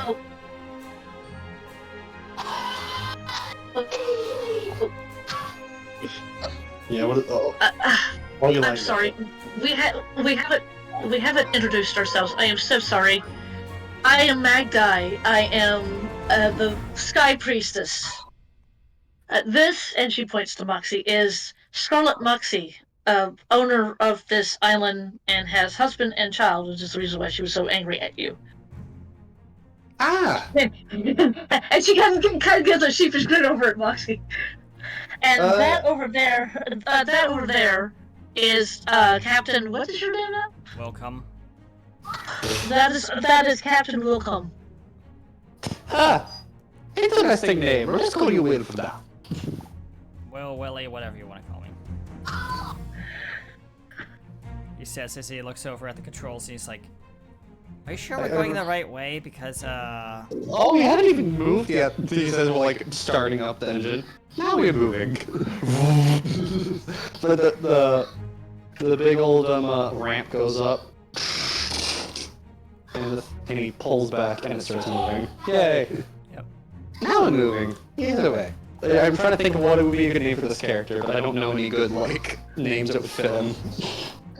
No good. I don't know. For right now, we'll just call him Research Guy. Okay, research guy. Until we can come up with an appropriate name, because it's I can't think of any We names. call him Rex. Rex? Or EX, yeah. Sure, I don't mind that. Yeah. I feel like, given Moxie's corruption, her name for him is probably Maggot. Oh, of course. That works. Okay, fair. So you're gonna be like the drill? Yeah, Drill he's the sergeant? drill sergeant. Yeah. Ah, beautiful. Okay, we should, Yes, he's the drill sergeant, yep. we should be getting there rather soon, actually. This boat ain't that slow. Meanwhile, the boat we're chasing after should be right in the face. The captain's like looking at the radar because he knows what a radar is at this point because from the sub. And he's like, That's true. looks like we're, what's that? What is what? There's What's a what? blinking little dot moving towards us. Is that normal? That either is a torpedo or it is a creature of some type. Of one of the corruption. I can't tell which one. Moxie will get rather annoyed again, and without her pistol this time, because she's about to jump in the water, she'll cast water breathing on herself and leap off the boat. There she goes. Try and slow down. Come to a full stop. Okay. But be ready to take the engines to a full roar if we need to move. I don't know what you're saying. Yeah, go full fast. Okay. I got you. He says. Okay. And now he's sounding more Italian than German. I am getting slowly Italian. The Italians are taking me over. Anyways. It's hard to do the voice, okay? Leave me alone. The writers, Yeah. the people in the writers' room are just like furiously scratching out like the accent logs just to be like, okay, he's Italian, no, and then like one writer just throws a piece of paper. It's like, no, he's British, no, he's German, no, he's Russian. I'm everything. I'm a mix. I'm a very special boy. Either way. I changed my voice on the spot. It's hard to upkeep it, okay? There's a lot of impressions. Anyways. Okay, I guess we're gonna have to wait for her. Yeah, she's gonna swim out and meet whatever is coming at them. You see this? Let me think what it is. Yeah, let's just say it's that. It's a weird, fleshy creature with fins, and it's swimming real fast. It's just one though. Does it look like one of Brunera's megalodons? No, it has a bit of humanish arms on it. And it's rushing at you. Yep. And, yeah, let's see. So, here's what I want to do, and I will use my rally to pull it off for myself. She is going to use Shape Water for her first action, then use her rally and cast Fireball in the piece of air that she's made, and she's gonna throw the air bubble and Fireball at this thing. Okay. You throw this fireball at it. How much damage? Okay. It's like right in front of you. It can't be that hard to hit it. 32. Yeah, the thing can't really avoid. It goes right into its mouth. Fire. As the thing starts writhing, as you see, like, you know, it glowing within, and then all of a sudden... Easy! Yep. If she can't see anything else, she'll swim back up to the top, cast Water Walk on herself, and hop out of the water. Oh. Oh, you're back. Okay, we can get back going to the boat. He says, well... Captain like looks at the radar. Is like, I don't think that's gonna be the last of whatever that was that you. What was that Well, thing anyway? If you get to the boat, most creatures stay clear of the boat. I don't know. Oh, look! The boat should be that way. You see a very large something in the distance. We should be closing on the boat anytime now. And the captain says, by golly, that is like the biggest That galleon is, I've ever seen. that's a battleship. Yeah. Uh. He doesn't know what a battleship is. He just calls it a very Yes. oversized metal galleon. What is that? Oh, that's the ship. That's the battleship. I don't know why we have Battle- what? one. The captain We, says, we brought our own over from the last place we took over. We kind of got a head start on everyone else. And the battleship, giant cannons, he says, we're pointing at the giant cannons. Very big ship, and a lot of people on that one. She's gonna look for a marking. And keep in mind, I don't know if you know this, but most normal battleships are named after states. Ah, of course. I don't know what like the state name for this one will be. It's from the last one we took over. Uh-huh. It is the. Let me think. Ah, yes, the SS Urania. I don't know what the Urania is. It was one of the places where we last took over, according to them. That's where it was built. Well, then they weren't really trying to push that shit very hard, were they? That thing should go at least 40 or 50 knots. I think they're slowing down for a reason. either they know we're here, or they think that their mission is complete, and they're waiting for us to board. I think so. The dock is this way. Vroom, vroom. Yep. Captain is gonna, like... Yeah. That guy will take a look at Maggot or Yeah, Mag. or where do you want to call him? Well, she's gonna call him Mag, but the full name is Maggot because that's what Yeah. Moxie's gonna be calling him. And goes, when we get onto the ship, just remember that if they try to kill you, we will kill them first. Okay, how are you going to do this? I could Captain say you're said- my prisoners, but Captain points a finger at Mag and says, "That is exactly what I was thinking." okay. Let me see if I had handcuffs. Not really. I do have this. Pulls out like a gun. That's all I have. He says, All I have is a "Perhaps, gun. maybe not."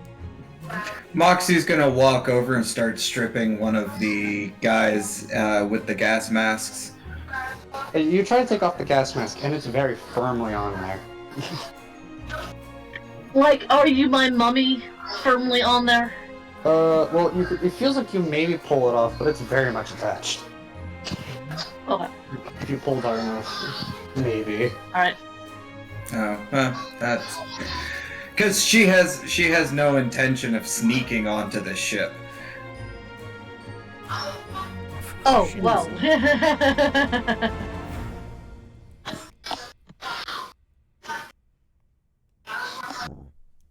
But but yeah, I mean you guys might have to sneak on, but she is part of this corruption. She, as far as she's concerned, this is her ship. They may think you as an early bloomer or something, maybe I could convince them. You know, you have your gun, you can put the uniform on. I have the gun. We're just going to have to, like, you know, tie your hands with something. Does the captain have any rope? Hold on, I check my notes. I have a bedroll. Oh, I have Moxie rope. does. I have 50 feet of hemp rope. Well, that will work. That would work indeed. Okay. Don't mind it. I'm going to tie this lightly. I'm not very good at tying in the first place, so don't worry. Alright. Well, I'm not sure what to do about you, looking at Bastion. Just tie it to my leg. Okay.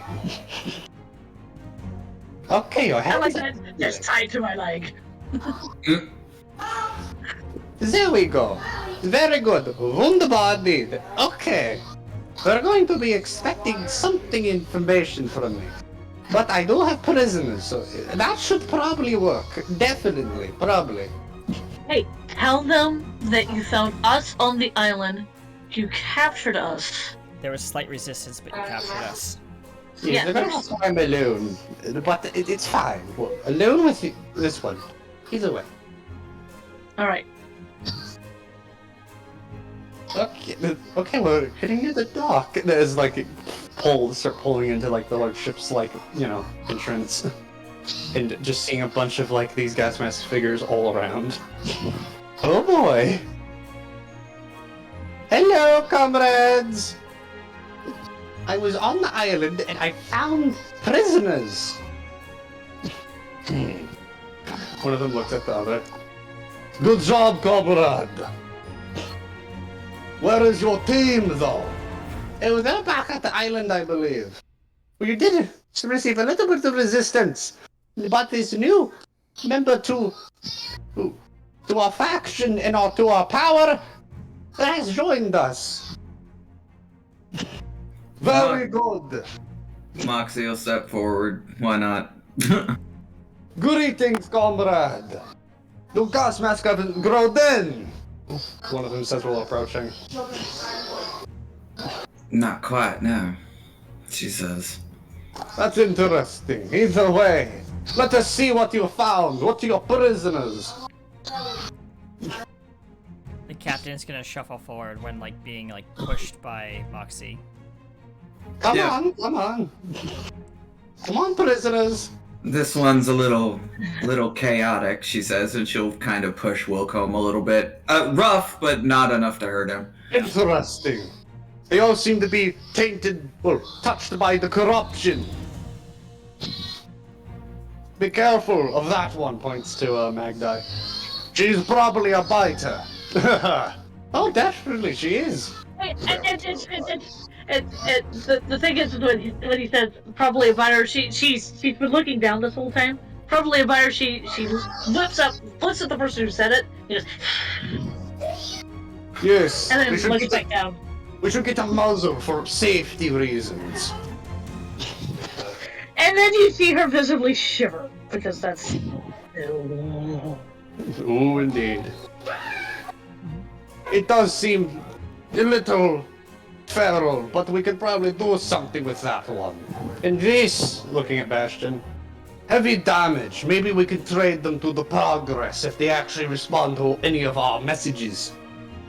Come on! He turns and starts walking, and everyone must follow. Yeah. Oh boy, so, it's a big progress. Why have we stopped moving the ship?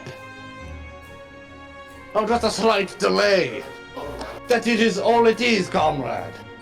We are moving very soon. About now, actually. And, you see, the boat being tied into place as all of a sudden the boat starts moving again. Well, the tiny boat you just pulled in got tied into place. Yeah. We have no time to waste. With the new resource and units we have collected, we can continue to our next plan of attack. And those specimens we have collected, the doctor will be very happy. Well, We'll be able to make new man-at legs in no time. Oh, great! she's gonna lean down to Maggot and say, "You're gonna show me that hold later." Yes. Don't worry, but we got to deliver the prisoners first. Quote unquote. He says very quietly. Come on, to the prisons! He says while walking and sharply turning to the right. Can Wilcombs roll a not a history, but a survival check to kind of memorize where he's been as they're walking? Yeah, you can try to. This place is very big, but you can try your best. 27. He knows You how to get around. If he ever escapes, he knows how to get back to where You're he looking started. around for exits and old places. You see a lot of things, a lot of mechanical things being wheeled around by other masked men and all sorts of things. Yep. And you see some of them hauling over cages somewhere. You don't want to know. I will say that as they're walking, if I have to push the corruption just a little bit further, she will. But she is going to make, basically a stick grenade for Magdi. Mhm. She's gonna try and slip it to her. You're gonna have to roll sleight of hand. Yep. Mm-hmm. Are we both gonna have to roll that, or just one of us? I think one to give and one to take. Okay. Because it doesn't matter how good they do if you, like, drop it onto the floor. 19. You do very good. You managed to pass it over, but can Magdai successfully roll to take it and hide it? How about a 21? Okay, that beats his roll. Yeah, you both managed to secretly pass it over. Of course, you have no idea what this thing is, you just got handed. Nor how to use it. It feels round and cylindrical and has a fuse at one end, right? Yeah. Yep. It's a stick of dynamite. She knows how to use that. This is the prison. He gestures to like these large prisoner's bars thing. He opens up some of the cages, well not cages, but like barred things. He goes, "We're going to put one in each cage. But it's one containment unit." Oh no. But not this mechanical one. We could bring that one up to our engineers. Well, Question. Don't in let all- them. Don't let. See an inch. I am not panicking. Moxie will just look and say, "Actually, that one's mine," she says. Well, he looks at you. You seem to be an unidentified newbie. You obviously were picked up from the island and you have not been given rank. You sadly have no rank to move this unit. She's going, okay, just because the saving Bastion, she is going to exert her authority. Exert her. I love it. She is going to look at this gas mask guy, her eyes will flash the red, and she will visibly corrupt in front of everybody. Oh, you're gonna go up with corruption. How intense you're putting into this? Auto success, because she doesn't want Bastion to This is a be little pieces. harder, so it'll be 2 or 3 corruption points. Done. Okay. Because Bastion means a lot to Magdai, and Magdai's like her best friend. She looks. Thank you. Okay. I see you got the real general or commander spirit in you. I'll make sure to get you in a nice high authority. Fine. You could take this one to the engineers for diagnostic and check, so we can maybe trade him. Or maybe use him. One of the two. I don't want either of those. You don't have a choice, my friend. Either way. She'll nod, and she'll take Bastion by the arm. Oh no. Where are you taking me? Either way, I have other businesses too to do. Researcher! Yes? You must put your reports to the main area there. Yes, comrade, I will do that. Yes. Either way, I have many things to attend to, he says while walking off. Yep. Moxie will look at Magdai and Wilcombe in the box, and she will stomp her foot and go to attention, turn and walk out like a soldier, grabbing Bastion and walking off. Oh no. Well, that was interesting. Well, I have to go before I get my head blown off, unless you want me to stand there. Whatever, it's fine. No. You need to behave like you normally would. Okay. We need to find out more about where we're going and what we're doing, and I think you would be perfect for that. You don't have to do anything dangerous. Just come down here every once in a while and tell us what's going on, since both he and I are going to be in cages for a little bit. That will be easy. I will return, probably. Yes. I'll be back after I get these papers that I have in my book to the main information. And I hope I may have to fill them out on the way, actually. Either way. Goodbye, friends, secret friends, he says while walking away. Very quietly, of course. Yeah. As Moxie and Bastion are walking down the hall, she'll say rather coldly,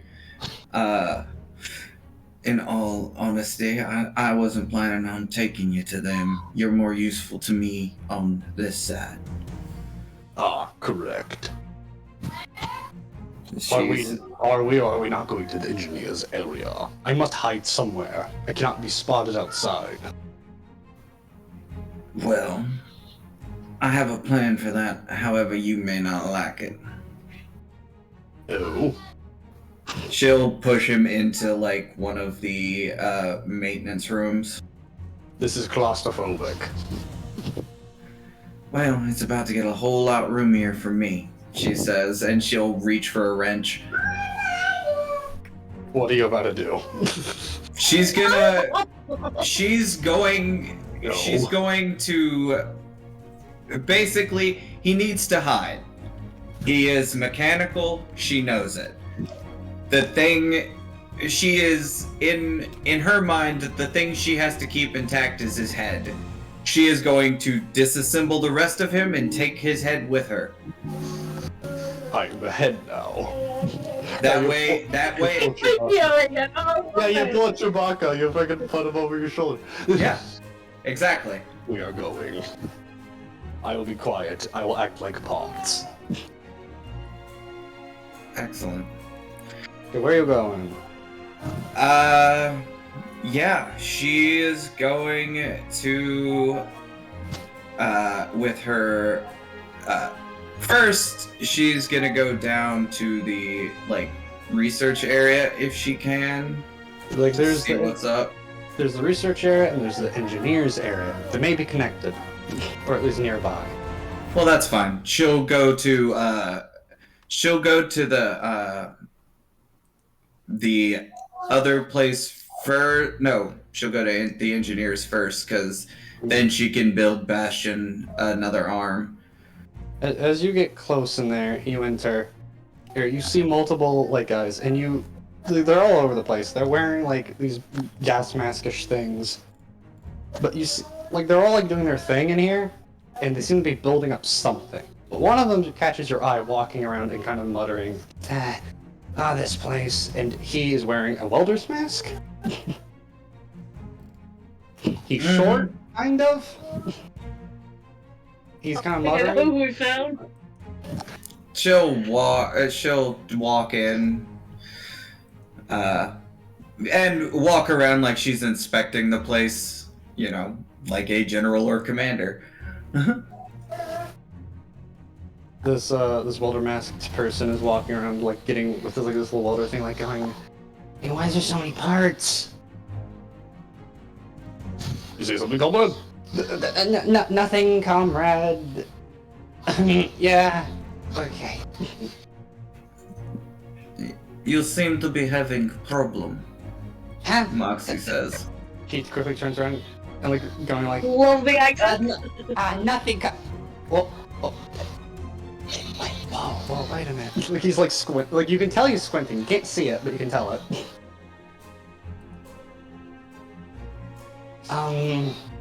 Hi. I mean, hello, comrade. Hello. I am building a thing. I'm building the next part of our project, he says while gesturing to this weird thing. It looks almost like a camera visual thing. I have got the optics pushed in, ready for the main head construction for replacement. I have that. Yeah, comrade. She'll look at him, and she will look around, and she'll announce, I am taking this one. I require him. Okay, comrade. And she'll grab the man by the arm and turn around and walk out. Cause, like, after he leaves and, like, make sure no one's, like, listening, he just looks up at you and is going, like, Moxie, is that you? Who the hell else would it be? She says, switching back to her accent. Hello. Is that Bastion? What happened to him? Whatever. Oh my god, you guys have been gone for so long! I would be really happy, but I'm a little stressed.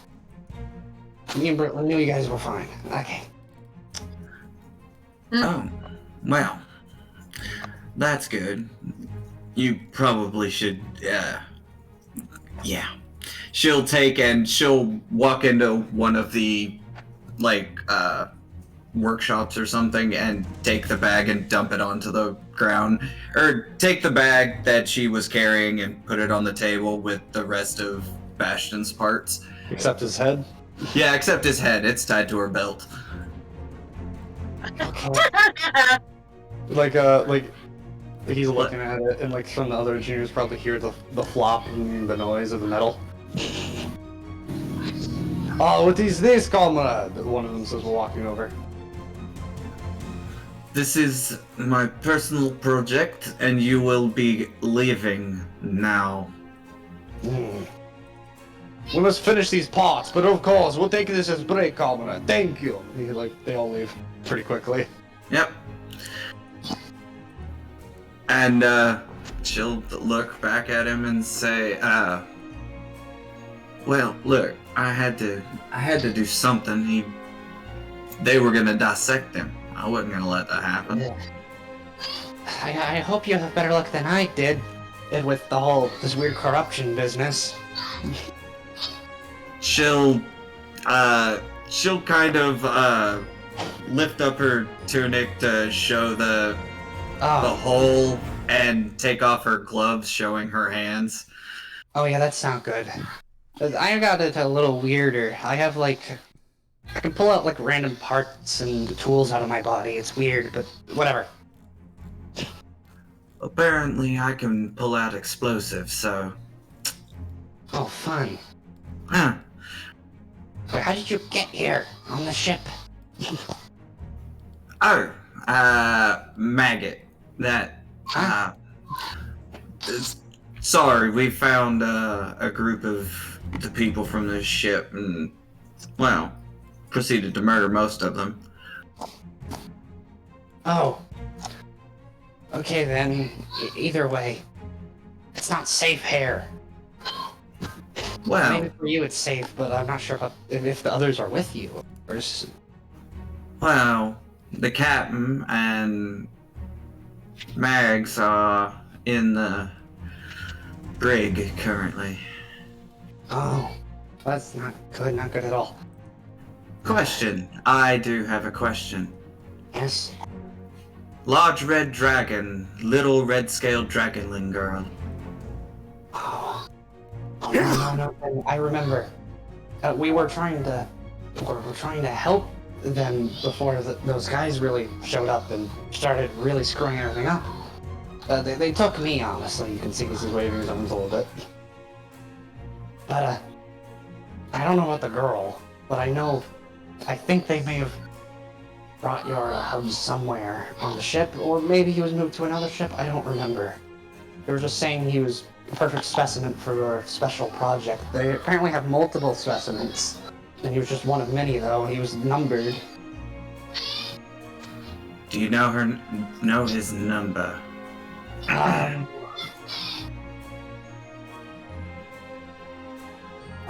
It was like MD 15. I think he's 15 or something, or there's something beyond that. I don't. Thank you, she says, and she'll she'll take Bastion's head off of her belt and say, Hello. You may want to do something about him. He needs a new arm. I require assistance. I could probably build another arm. I don't know your technology too well, but I can probably replicate it. I may have to hide you when the others come back from their break, though. I will be in the shelves. Cool. Yeah, they don't check the shelves often, actually. Anyways, I'll try and build him a new arm before the others come back, and probably have to stow away him somewhere. She nods. Well, as long as his head doesn't get destroyed, I think it'll be fine. Okay. The research, but I think the project wing is near the research that way, probably. But be careful, don't make yourself too obvious. You don't really have a rank on you, so they're probably going to ask questions if you're seen for too long.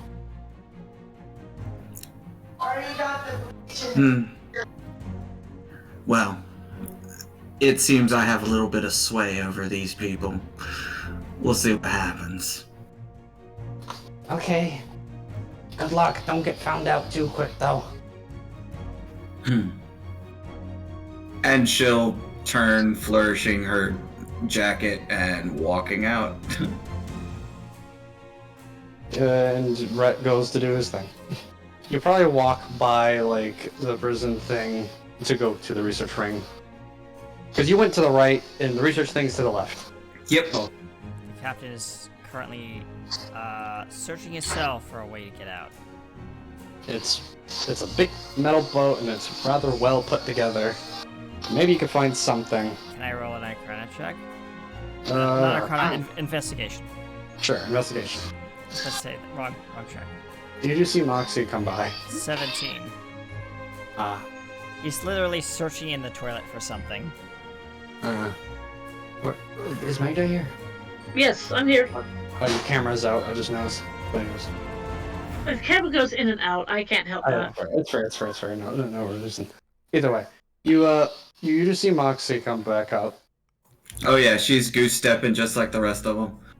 Oh, of course. Like, you could talk to them, or you can just ignore them and walk by.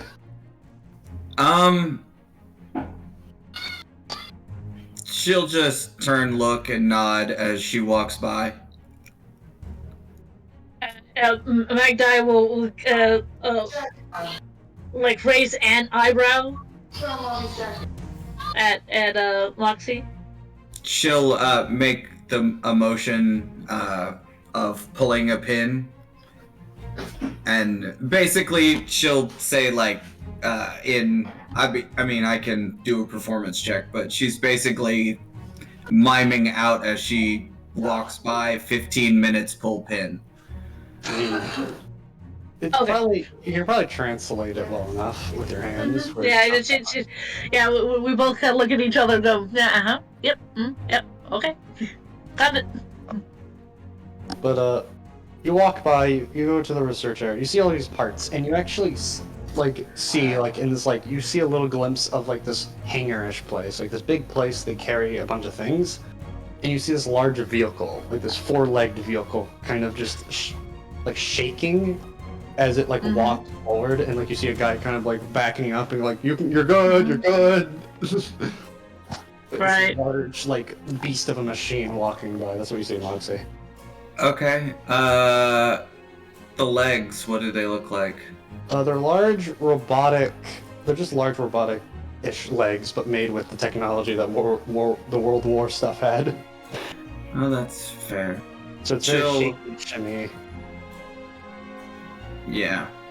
She'll walk forward. Behind the guy that's saying back up, but enough to where whatever this thing is can be seen. Yeah. Can see her. You see the big thing, and the thing doesn't really focus on you. It's just a large practical can with legs. But you do see a large cage though behind it being moved, and there's something inside. And whoa! Keep specimen controlled, please. Sorry, sir.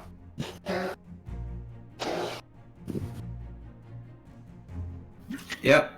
She's gonna walk around the guy. She's not gonna mention anything. She's gonna just walk towards where the cage is, trying to make herself as unnoticed as possible by the other war people. They're looking at this cage going is this good enough specimen? Yes, it's good enough. Wait. Yes. Okay, we need to see how the prototype looks. Bring it out! Yes, sir. you see like large shutters open as this thing walks out. The first thing you see is this large camera-ish thing and almost like a gun-like face. And it walks out, and your heart kind of skips a beat because that is a dragon. But luckily it's not red. Yeah. You have like a mini heart attack for a second. Yeah, she does. But you see this thing, and it looks like a giant gun and camera was grafted onto this thing's face. And you hear one go, Wunderbar! What color are the Wonderful. scales? It is white. Like silver. Oh, that's not good. That's not okay. Even if it isn't a red dragon, that's not okay. Now that is what we like to see now, fellas! This thing will give us a real good step up on the competition now. None of the corruptions will be able to stand against our superior technology now. Look at this beautiful thing. It is very good, sir. Well, it looks like you missed something, the voice says from behind him. What is that? One of them turns. She will walk over to the beastie. She is going to roll an arcana check to see if there is anything in this dragon left. Okay. Okay, give me a second. It was a 19.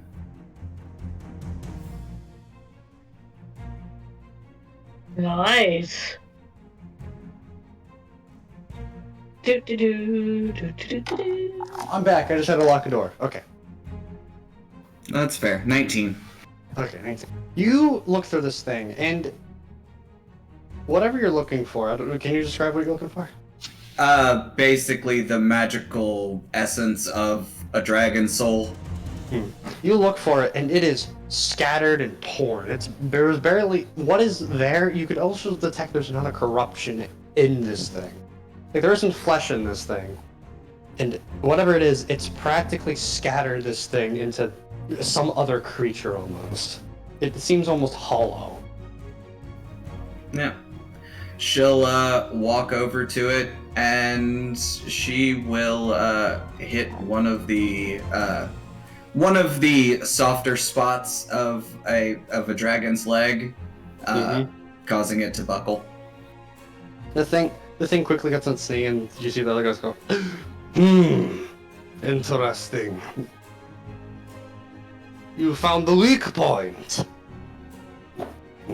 He walks up and looks at it. This will no do.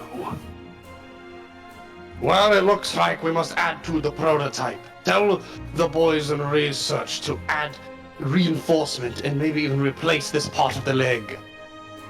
Yes, sir. And one of them walks away. Thank you, comrade. She nods and she says, I was sent here to do a site inspection. Ah, yes. Site inspection. You want to see our great wonders we have been creating for the war effort? He says. She nods. Ah, very good, very good. Then come to the research. We have many things ready, all ready for battle. Come. He says, well, walking over. She'll walk with him. You see the dragon thing getting dragged practically back where it came. Yeah, she feels bad for the white dragon, but that's not her main reason for being here. He walks in and goes, welcome to the research wing on our ship. We have a larger one back at base, but this will be good while we're moving. You see many things in here, mechanical parts, all sorts of shit. A lot of creatures too. Yeah. One thing, some things do stick out to you. Like you see one of these creatures that looks like a large artillery gun, but it's got legs. And the thing is just lightly swaying back and forth, just holding there. We have made many things for the war effort. We've made our artillery units that can walk.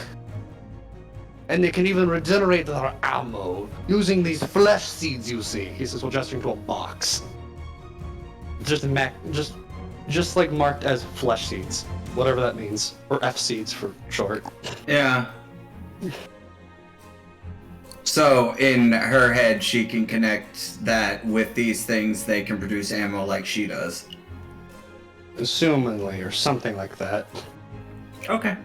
With those handy little things that the hunger generates, we were able to make all sorts of wondrous mechanical creatures.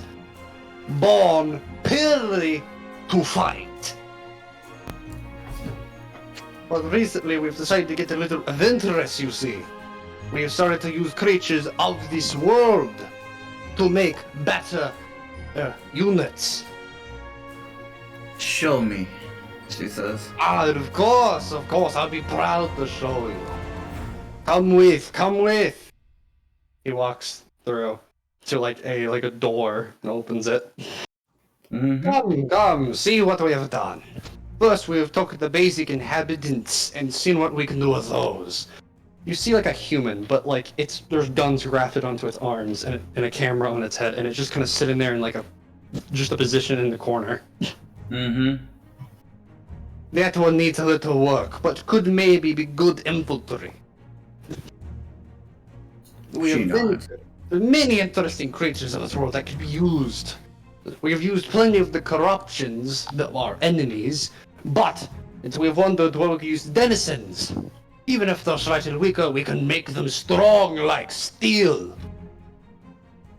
And behold, our biggest project yet.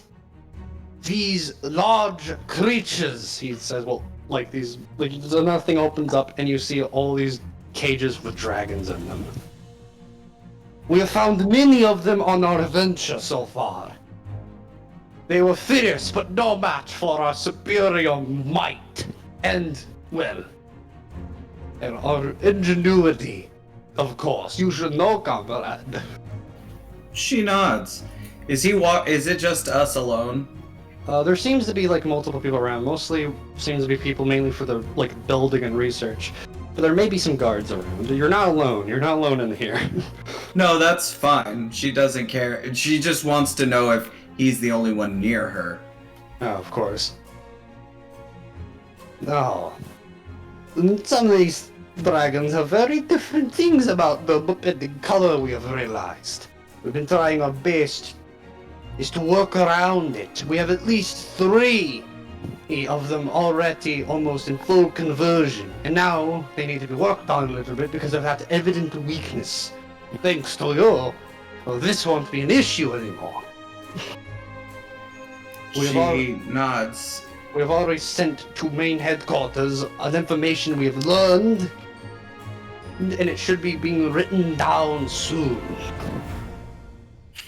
We are excited to get back home. And when we do, then we can make this go even further and better.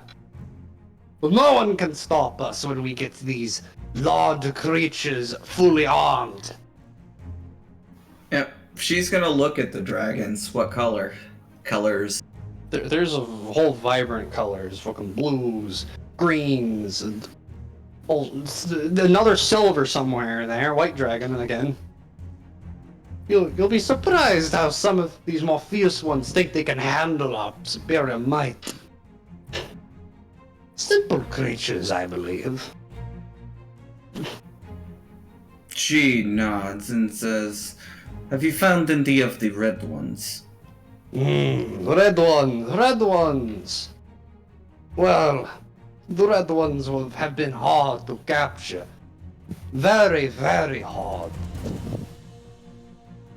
Actually, it has been so hard to contain, we could not work on them. This is of course why we have, even if we're against them, we have called upon the use of one of our closest corruption comrades. We may fight with them, but they are also useful, yeah? Very useful. he says. She nods. We were thinking, She's doing the superior officer nod, like, uh-huh. if the corruption of Bugress actually listened to us, we could use the mechanical mind thinky things. But no, we had to call the Chaos ones, and we sent the problematic dragon to them. They said they will break spirit, you see. And when this is broken, we can work on dragon. But until then, it's just these ones for now. She nods. You'll be surprised how fast the Chaos work their job.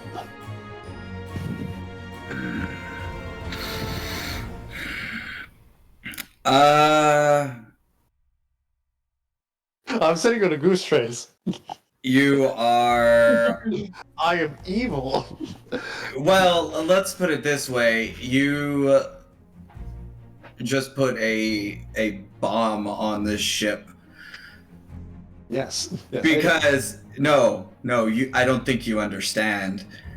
The moment that she finds out that there are no red dragons on this place, she will, and this is gonna suck, she is gonna burn as much of her corruption as she can to make this ship her bitch. Like, you're gonna do it right now, or you're gonna do it as you go? She's going... Well, now she needs this ship to take her to the Chaos place. So...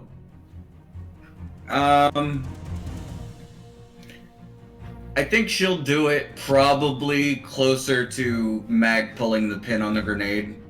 Mm-hmm. Yeah. Soon enough, we will get the dragon back. The Chaos said we can either pick them up within an outpost, or they could just send it back to us like the way they took the Red Dragon. And how exactly was that? Well, we don't understand how they do it very well, but they've mastered the way of, well, they put it as changing position, teleporting, if you will. They appear out of nowhere, you see. She nods. And she'll say, "Thank you for the tour," she says. You're welcome, comrade. You can tell up the ones up higher that we are doing very good here, and all these dragons will be right hard fighters for their country and for their faction. Soon enough, he says. She nods. I hope I made a very dislikable, war. Oh yeah. Like she will take over the war corruption just to deal with these people. Like, I hope you hate this, at least this specific guy, with a passion.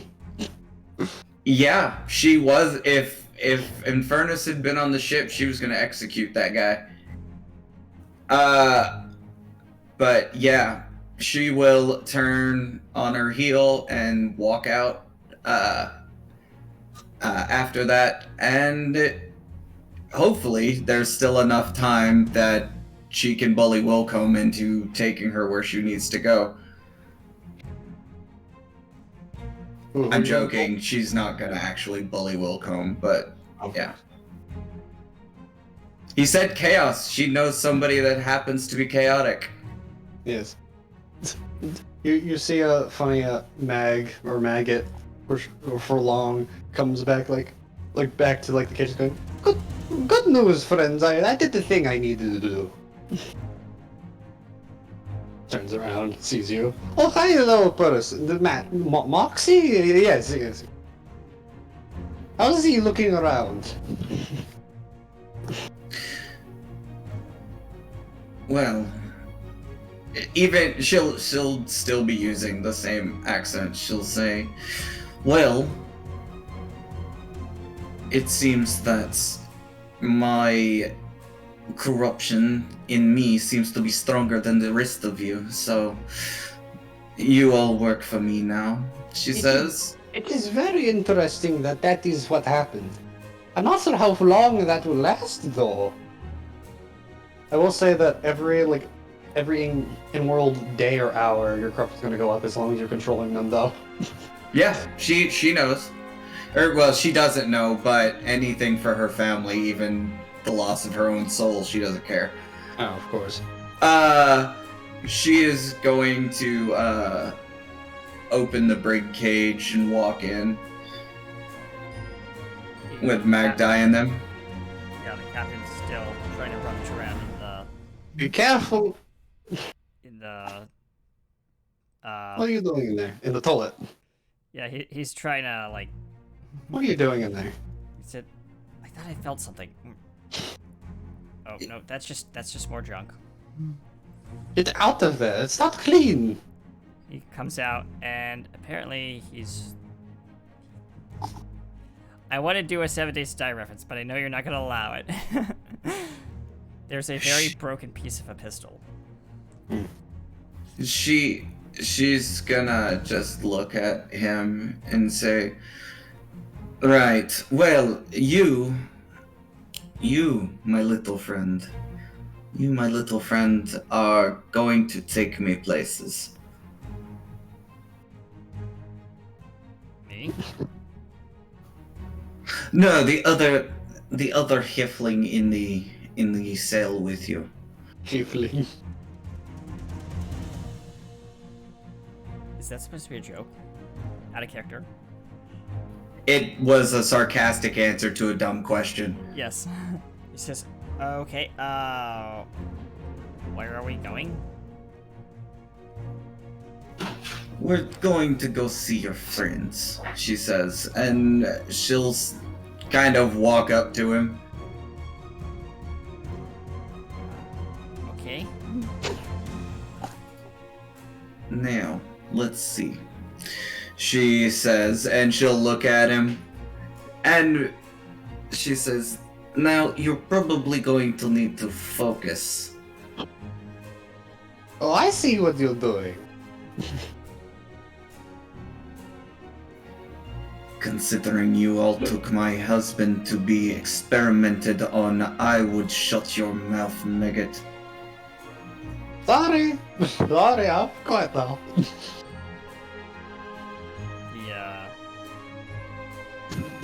Willkomen's gonna like look at Scarlet and be like, kind of just give that visual look like, are you okay? No, she's very mad. She says, now, there are two things I want you to focus on. Your corruption and the dragon's blood within me, she says. I can try. He would like to roll an Arcana check, and I'll just roll flat for right now. Like, you could use your corruption to either auto-succeed for the cost of 3, or you could use 1 or 2 just to give you some benefits. You know what? Auto succeed. Yeah, let me see how much you got. You got 3. Oh no. You used 3 to auto-succeed it? Yep. You already have 3. That's 6. That's Yep. over your corruption. You're going up a tier, boy. Yep. You just see like the crackle in his eyes, and he just looks at you evilly. Nah, we'll see what happens. We'll see what happens. You think about the location, and you do feel like you can open a portal now. But the corruption crawls up your arms, near your shoulder by this point. All your feet are near. Yeah. Yep. And you said I can open a portal? Yeah, you seemingly have an access. You see practically a door in your head opening, and you hear a party inside, and a part of you says you really want that now. Yeah. He's going to but I can't generate a portal in this reality, right? Or can I? You could try if you pushed hard enough. Okay. Ooh. Arcana check. Roll. Let's see. 17. Yeah. 17 will hit. Yep. You open your hands, and all of a sudden, like against the door, well, not door, but the wall, a cool old door shows up. It's very pixelated, like I just ripped through reality. Impressive! You just hear like him clapping, Maggot clapping. Captain just looks at Maggot and be like, would you like to go first? Shove. Well, I'm not going. I'm not going. He's backing away. Like, I'm not going. I don't want to go. I don't like the go. Moxie will look at Mags and says, go ahead and pull the pin. We'll see if he can run fast enough, she says as she walks through the portal. Oh, I have to get out of here. You should see, like, Maggot. She suddenly comes to life because throughout all this she's just been very quietly sleeping. You know what? I'll come with you, actually. I don't want to be here when it happens. He says, like, fine, I'll come with Corruption. She pulls the pin, drops it, walks to the door. The captain looks at it and says like, toodaloo, and then slowly fades into it as the portal goes. Everyone goes to the door shuts, and there's somewhere completely different. Very far away, actually. Whee! You're here in the party! And meanwhile, off in the distance, you just hear a loud. Can't really get over the music though. You enter, you exit through the door, and welcome to the party. There's lights flashing, glitchy lights, and some aren't glitchy. There's freaking weird creatures everywhere. Some look like clowns? Jesters? What? Anyways. There's fucking people flipping around trapeze, there's fucking music. It freaking looks like you're inside of a circus tent. Give me a moment. Like shit's going on. Is... Like Magda, this is disorienting because you just got out from sleeping. Yes. Are we at a party? Mox, where are we? The place where they are torturing my husband. You found your husband? I found his location. And why are you talking like that? Talking like how? I have no idea what you're talking about. You're talking like a Russian. He's stuck in voice. Yes, I can wait. I don't want to explode. Thank you. She just raises an eyebrow because to her, her voice sounds normal. Oh, your corruption is grew, hasn't it? Either way. Also, I'm pretty sure because you're so far away, your control is dropped from the ship. Yeah. She looks at Moxie. I don't like it when you talk like that. I kind of prefer you being southern. I don't like that. I'm not entirely sure what you are talking about. To you, you're talking her. Yeah, she's still using her southern voice as far as she's aware. Yes, of course. Your vocal cords have just changed. To it. What you see on Magdie's face is abject horror that Moxie's voice has changed. Horrifying. Yeah, horrifying. Like she backs up from Moxie like 3 steps. And you back right into Wilcom. She doesn't care who she backs up into. She's just like, Yeah. Moxie will look at Maggot and then look back at Magdie and be like, what is the problem? that's not you. Your corruption is taking over you. You're beginning to sound like them.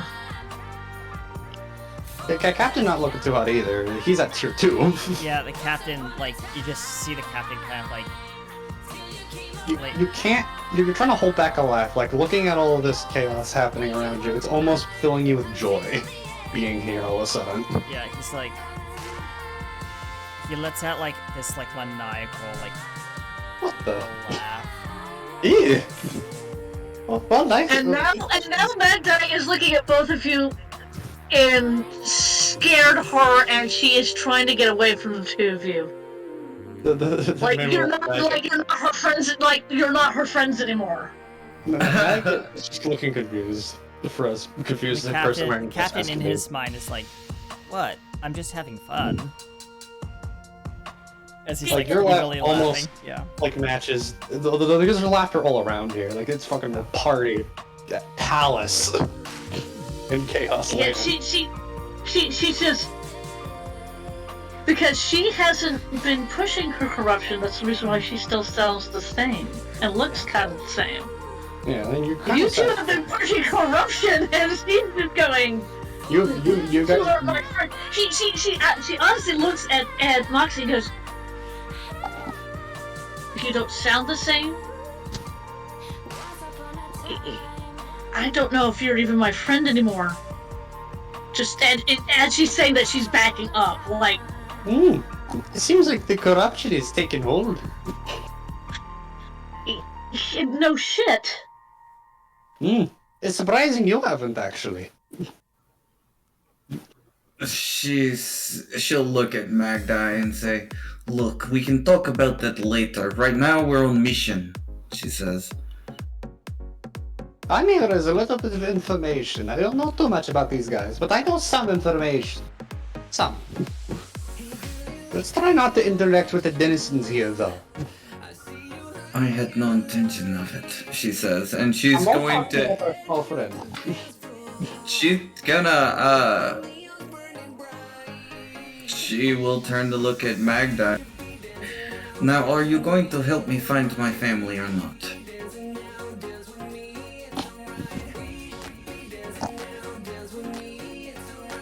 No. If she said, Magdi. Magdi. Now she knows this is her friend. This is her best friend that she goes drinking with. This is not the friend that she is used to. She is not used to this. Everything is really confusing. Everything just kind of happened. She is really weirded out. It's weirdly horrifying. What is That's this fucking one? It's weirdly horrifying. that's fair. Okay. She wants her friend back the way she was, and it's not working. It sucks. But you see like all these like all these things just partying and having like a good time, to be honest. Captain's A lot of swinging doors. from the rafters on a Like chandelier. you find a trapeze thing and you get lost in it pretty much. Yeah. Just like Captain just swings by in the background on a chandelier.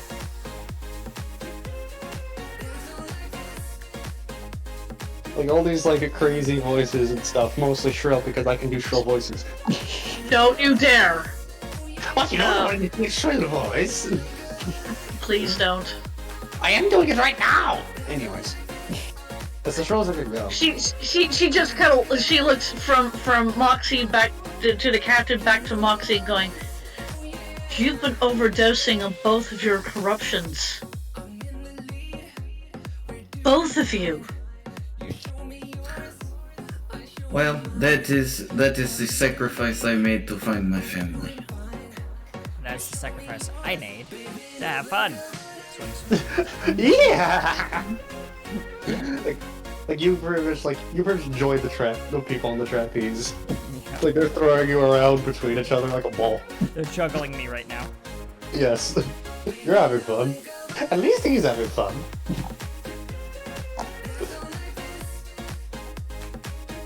Either way, we should find dragon. Your corruption. You like that. So then we're no longer friends. So then we're fighting each other. Is that what you want? Oh, this is getting intense though. Well, you've got to remember she is a sky priestess, Yes, of and course. that's kind of what's keeping her from using her corruption. Yeah. At least in my mind. Yeah. Just every time you eat, you build it. She just kind of looks at her and very, very like coldly and probably the most honest you've ever seen Scarlet. She says, "I would burn the world and kill the gods for my family." I have no doubt that, but does that also mean that you lose your own humanity for that? If it means they live, I'm okay with it. As your guys are like, Well, I'm glad that you're okay with it. And she turns around and she walks off. oh damn. She turns around from her best friend and walks off. Oh no, she's leaving. You want to do anything about that or no? Moxie turns and walks the opposite direction towards where she thinks her husband is. Okay. And the Good captain fella. says, "Hey, there's cake down there." Points Oh, off in a general no, I direction. might not get not distracted. I'm going this way. He just goes a random direction.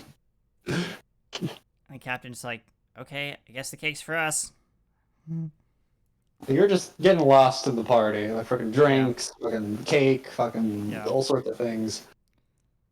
You're getting shot off a cannon now. It's great.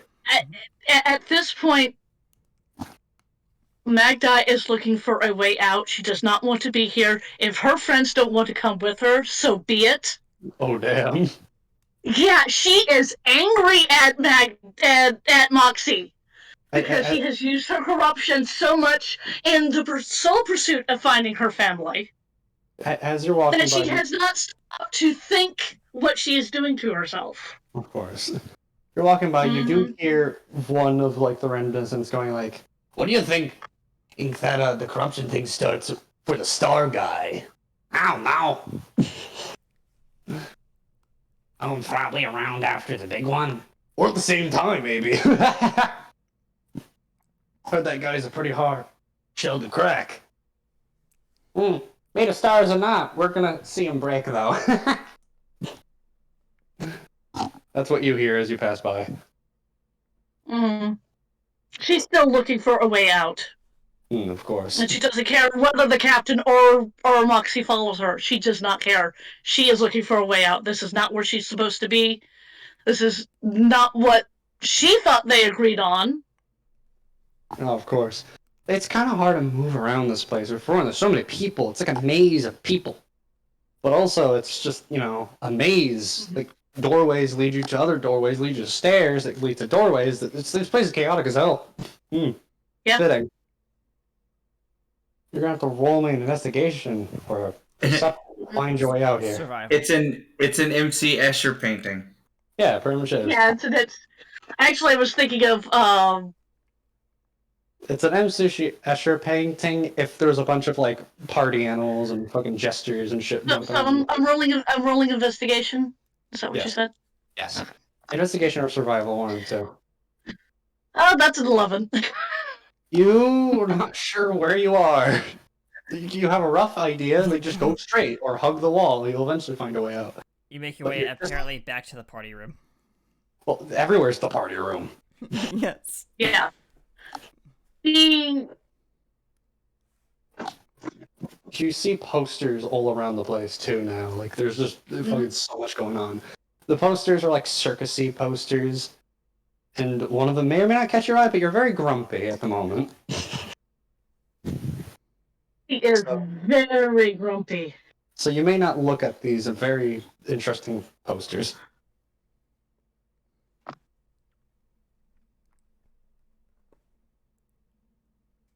Good luck, but you don't have to.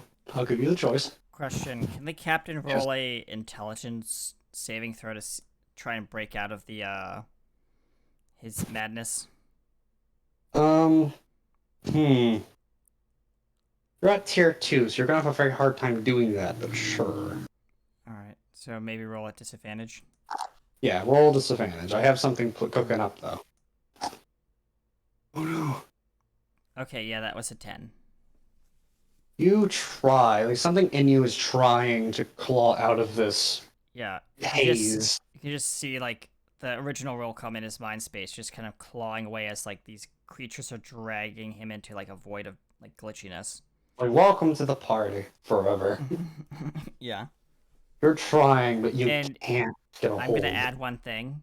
Since the corruption is basically, at least from what you told me, is a thing that everyone can sense, the corruption sense. Yes. I want Willcome to call out through that corruption sense to Magdi crying for help. This actual play into something. There is something. You don't know what it is, but as you're trying to call it, feels like something projects your voice out. Not the corruption, but something else. Something calls, almost screams out. Magdi, you hear this very faint scream out. Help! Oh! You hear what seems to be normal Captain, calling out. It feels like something's pushing its voice out. You don't know what it is, but something is, trying to, pretty much be the amplifier for this.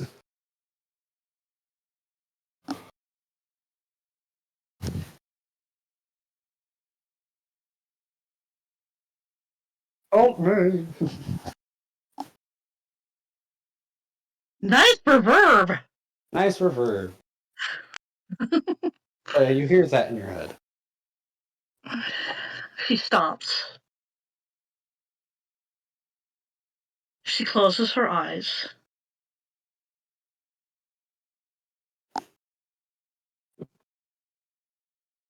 And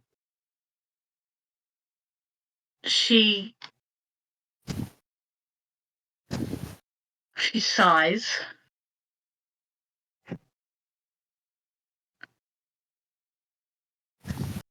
Why? Why should I? Both you and my very best friend are not acting the way they should be.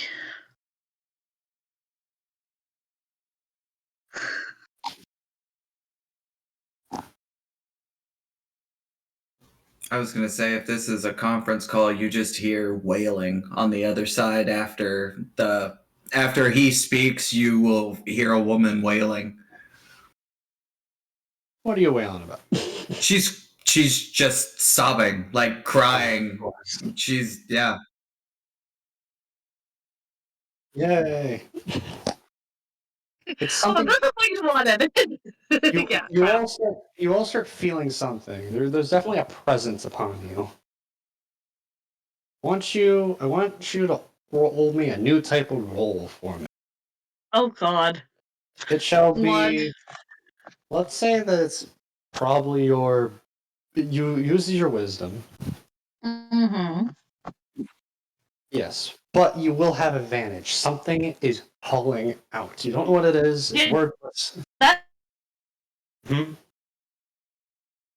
You feel something practically grab onto your shoulders, and something you don't know what it is. Its voice is loud, it's booming, and it's powerful, but there is no voice. Just something tells you something. I got a 19. What are we rolling? You're going to roll me.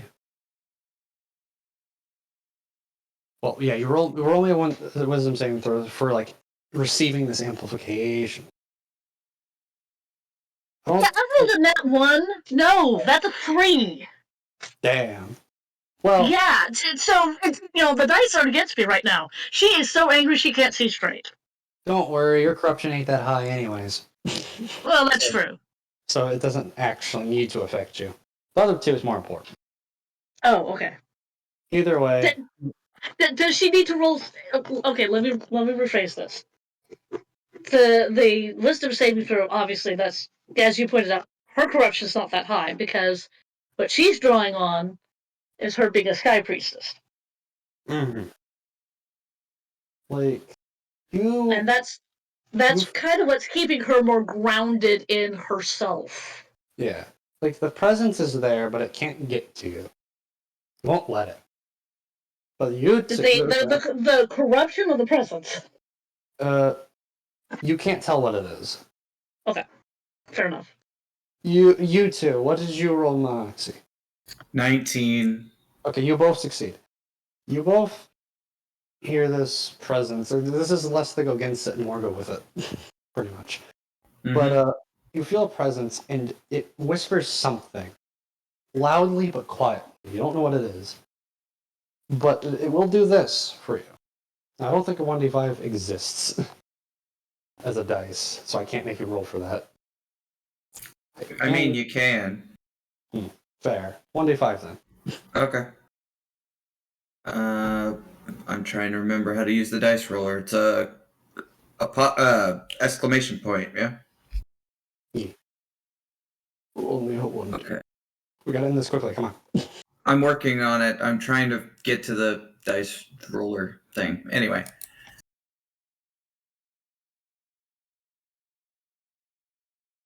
Yep.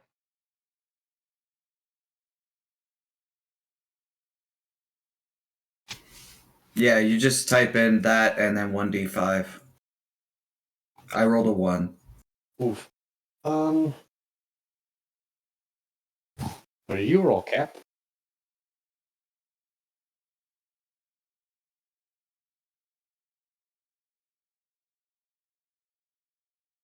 By the way, it's 3. Yeah, I know. I'm trying to get this ending quickly, Okay. but I can't because everyone's rolling slow. But I don't care. Not mad, just stressed.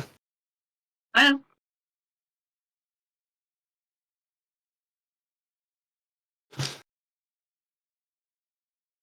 Okay. Now, because you're at tier 2 and there's no way to go back, it's gonna be kind of awkward, but I'll handle it.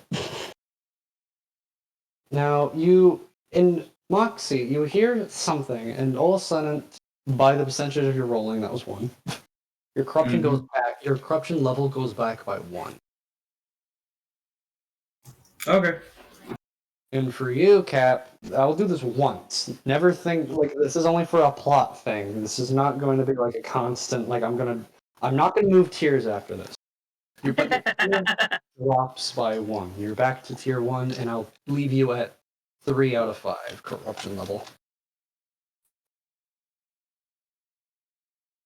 Something manages to grace your mind in lifting the corruption by just a little That's fair. for both of you.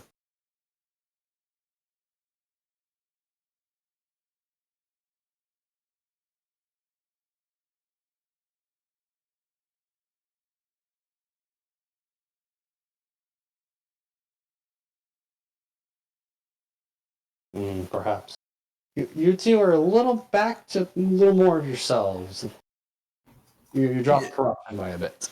No, that's fair, and that means her voice has gone back to normal, and she's.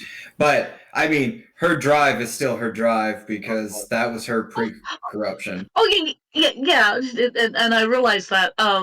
Can Magdi feel this? You definitely feel the presence pass over. Well, no. Pat feel the corruption lower in her 2 friends. Yes. Like I said, you feel it pass over. You feel the something pass over, and you feel your friends' connections strength. Well, coming back to normal. Just by a little bit. She sighs and she goes back to where she heard her captain's voice. You walk back, and there's normal Captain.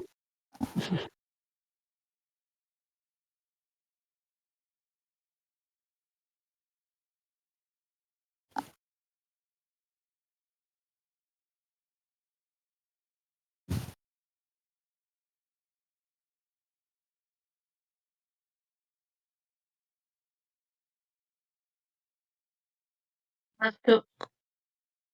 Let's go find Moxie.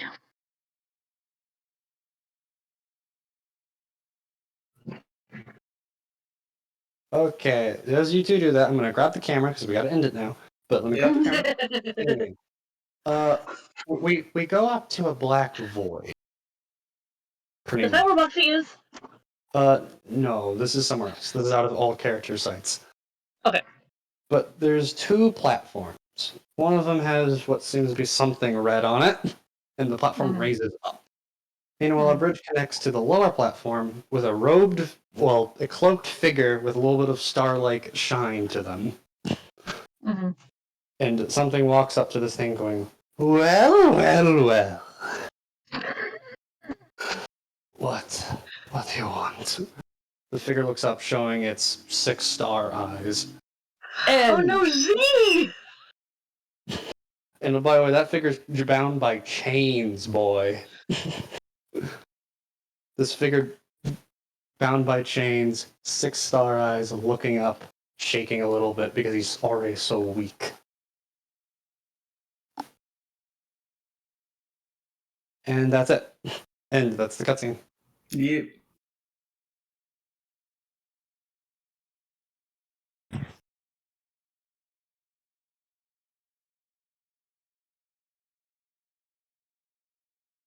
Captain Cecil.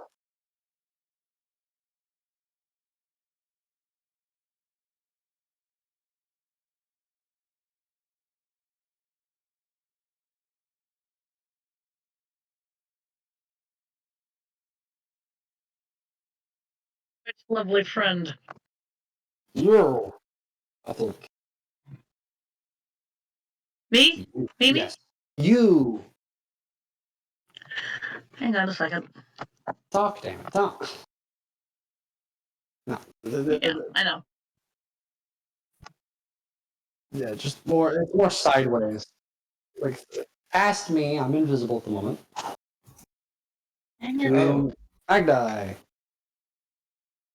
Yep. Go, Maggie's. I'm sorry, my headphones have decided to crap out on me. Good times. Oh yeah.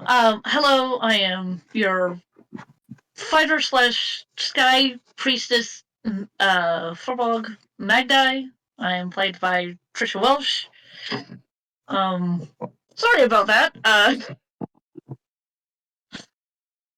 Yes, it got rather intense, and because let's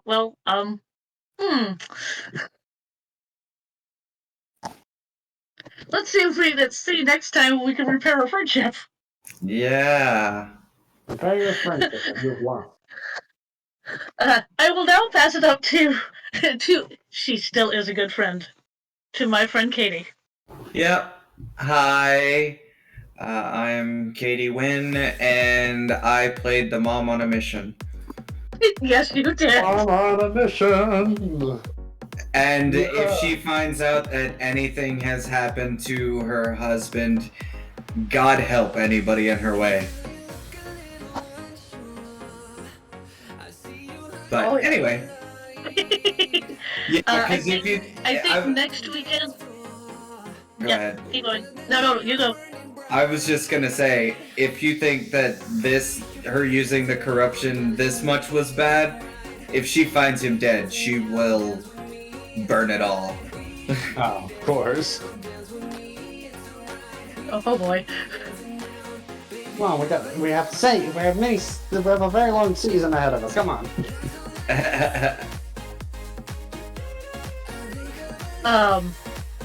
But yeah, I think next week we're going to be having Realms, and it'll be the last game before we go on to our winter break. So the part didn't get skipped for Christmas. Damn it. Damn it! I'm angry. I always get skipped out. I always get the short end of the stick. Anyways, I'm not angry. I'm angry. Anyway. We're taking a break. Erg, I hate breaks. I don't like breaks. I say we're destroying, like, a break. where the new gnome is now above suspicion, Davi. Above suspicion. Hey. Jesus. I am the funny DM. I'm Gearbox. I'm Ian. I'm whatever you want to call me. I'm the man, the funny man that puppeteered all these funny little characters. Stars. That's space. Among the stars, and then after that, after a long Christmas break, hopefully you'll be back on the ocean, or less on the ocean and more in the circus tent this time.